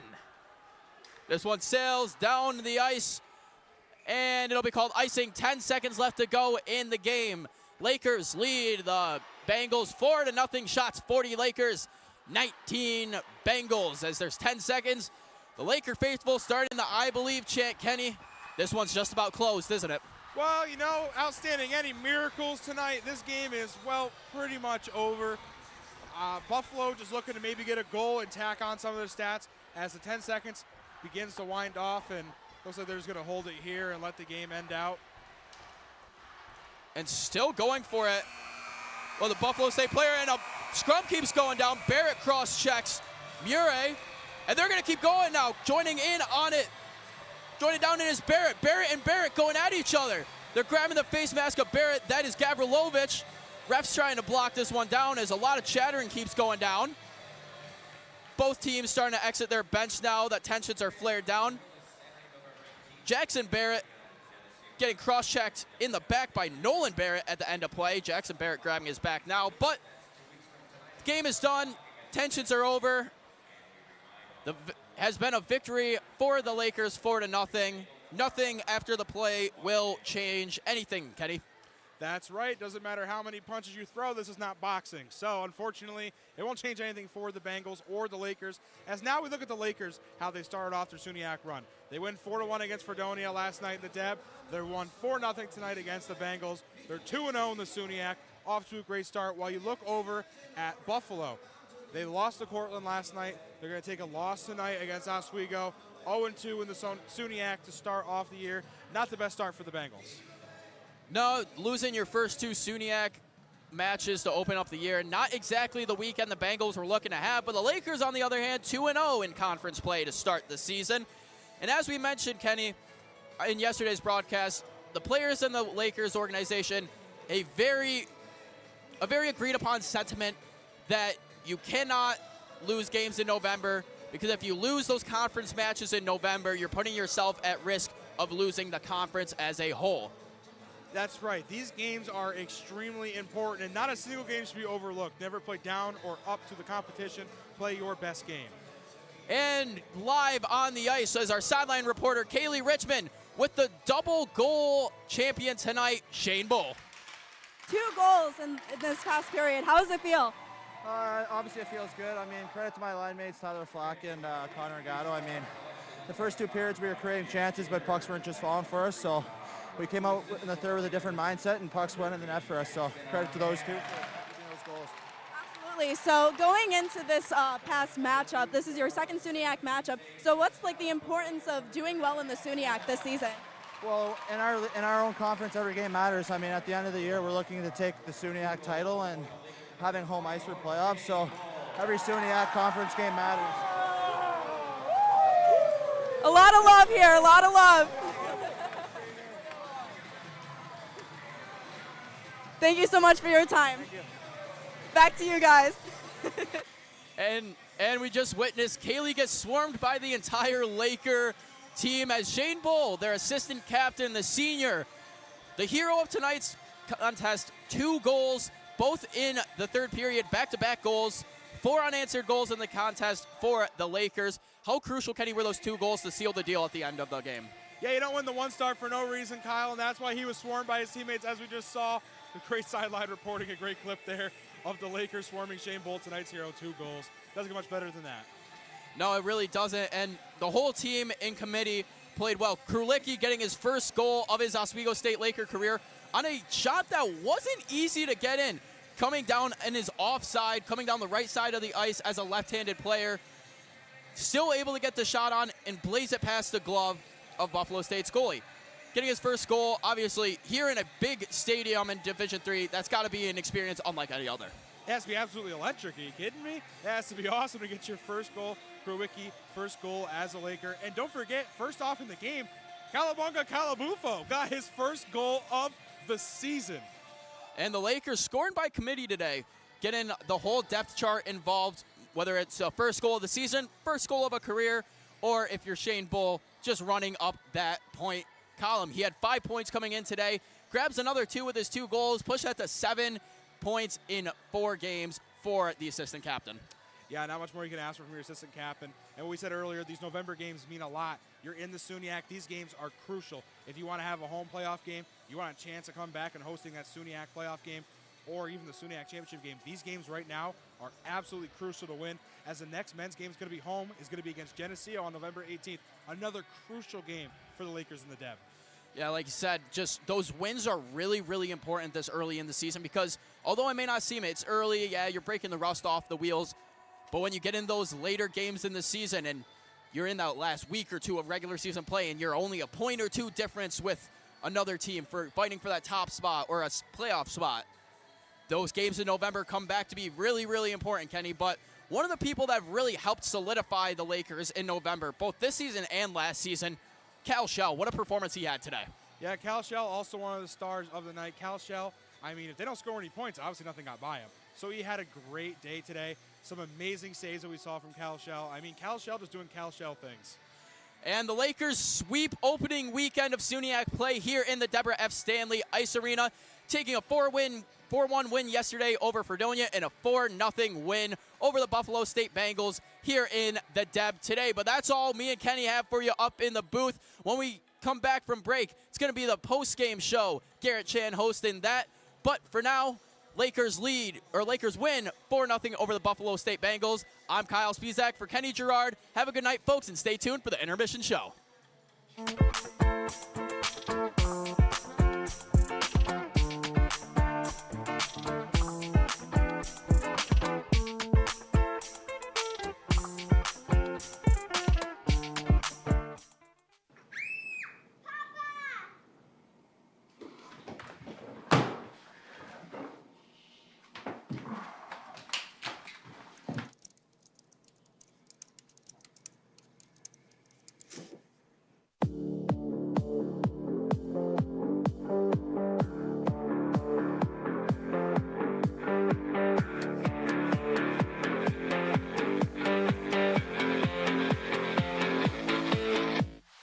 Say, President Stanley, whenever there's bad weather, who would you turn to? I'd turn to Storm Team 10. No, right but you've here. got to say it like this. Storm Team 10. Say it with me. Storm Team 10. What's going on? Yeah, dude, we go on at like 11:30. It's like No. What do you mean no? It's 10:30. 10:30? Yeah, it's 10:30. What do you mean it's 10:30? Hey, don't touch that. That's my ladder. Hey, man. Whoa. You know this book was already discounted 10%? Wow. Get a close up of that one. Matthew, Look at that. can we go back inside? I want to sleep in the studio again.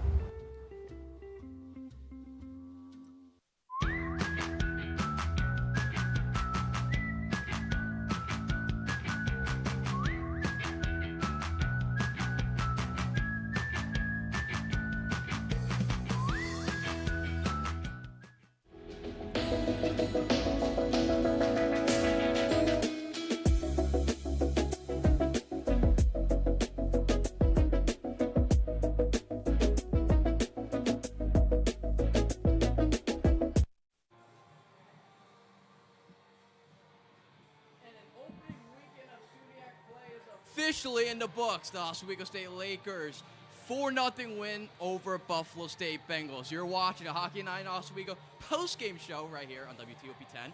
Right here on the Perch Garrett channel alongside Chris DeLuca, Jane Jacobs, and Kaylee Richmond, who is our sideline reporter, making her way up. What'd you say?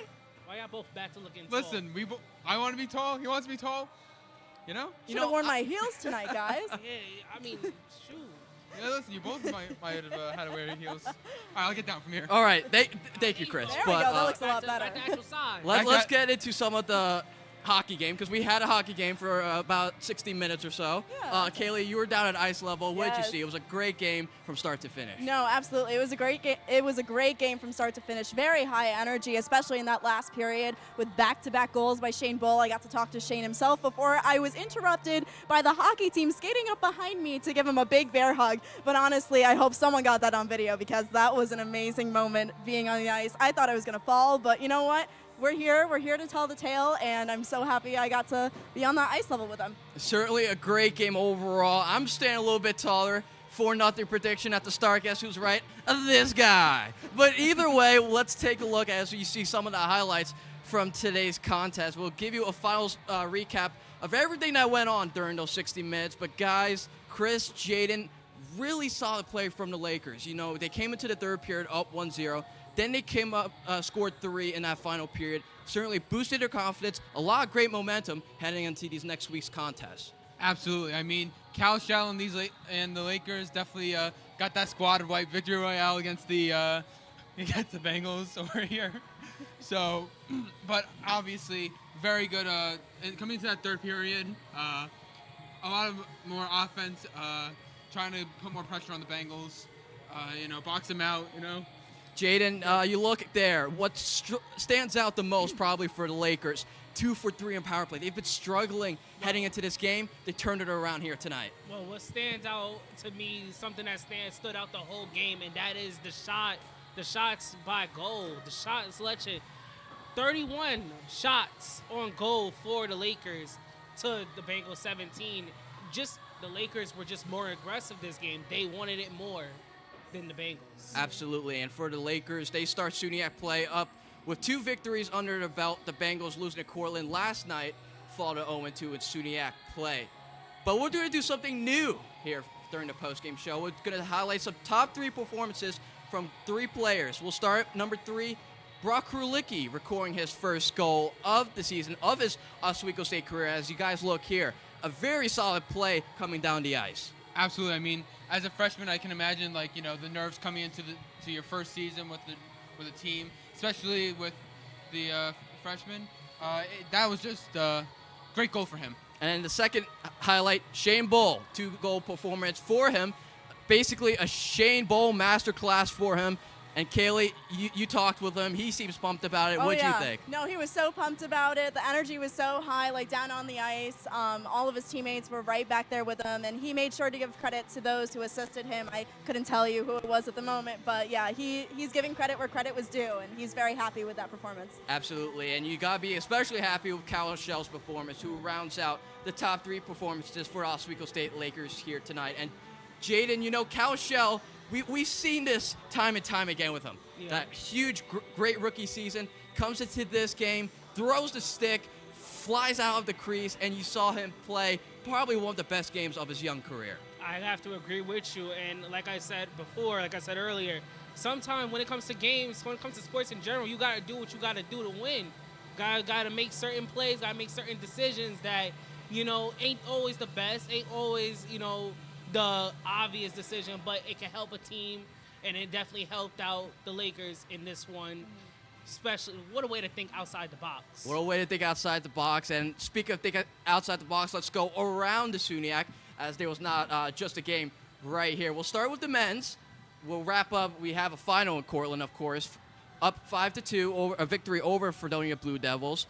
Third period, a bitter, tight contest between Mooresville Mustangs and the Potsdam Bears, tied 4-4.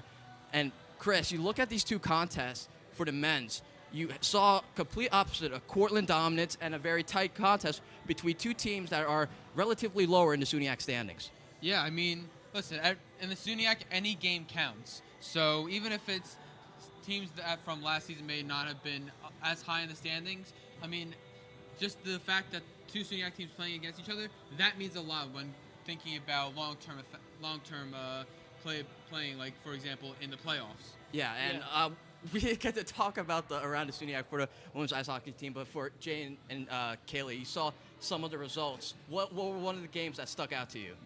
The Morrisville game is sticking out to me. They're neck and neck in the third period. It's really anybody's game. I'm intrigued to see what's going to happen next. And Jane, for Oswego State Lakers, go to North Country, lose to Plattsburgh last night, head to Canton. Not a great result either. Yeah, it's unfortunate that, the results were the results, but they could still bounce back from it. At the end of the day, there's still a long way to go in the season. They can definitely bounce back. Talked about how there's a long way to go for the season. Same thing for the men's ice hockey team. They wrapped up SUNYAC play this weekend, but they'll continue to play some familiar faces over the next couple of weeks. As we take a look at the upcoming schedule for Oswego State Lakers, they got a bunch of games happening over the next couple of weeks. We start with Morrisville State on November 8th. 2 away games, and then 2 opponents, Brockport, Geneseo. 2 teams that will be leaving the SUNYAC after this year, something worth keeping an eye on, from November 17th and 18th. And they go back to Elmira, who they lost a couple weeks ago on November 24th. But as you look at this upcoming schedule, you have some SUNYAC opponents up ahead. You want to rack up those points early before you face Elmira, a really tough team. Absolutely. I mean, after these past 2 games going up 2-0, I feel that the Lakers are starting to gain more momentum. And I mean, especially with these next 3 games, it would be very good for them to continue their dominant play. Jaden. I see that like there's a lot of away games up ahead for the Lakers, and of course away games are definitely challenging because you're around a different audience in the opposing team stadium. But so far for how the Lakers been playing, they've been playing really good. They're 3-1 now in the season, and hey, if they want to sit there and show that they're really like top tier this season, they go into these away games, do their thing. And Kaylee, next home game against Geneseo, kind of a tough team in the SUNYAC. Into the night, as they call it. Right. What are you looking for No, in Garrett, that contest? I was just about to add on about the Geneseo game. Geneseo was a top contender for us last year, and I'm sure they're going to bring the heat when they come back to the Deb this season. So I'm intrigued to see how that matchup's going to be. But yeah, I completely agree with Jaden. We have to rack up those wins as early as possible before the championship and even more tougher components. Rack up those wins. They got 2 under the belt this week and defeating the Fredonia Blue Devils by a score of 4-1 last night, defeating the Bengals 4-0 in the SUNYAC semifinal rematch. But that does up for us here on the Perch for the post-game show. For Chris, Jaden, Kaylee, Kenny, and Kai, who are on the call, for producer Alex Brooks, director Connor Dickman, and all the amazing crew who made this game possible. I'm Garrett Chan signing off and heave away. Lakers win this game 4-0.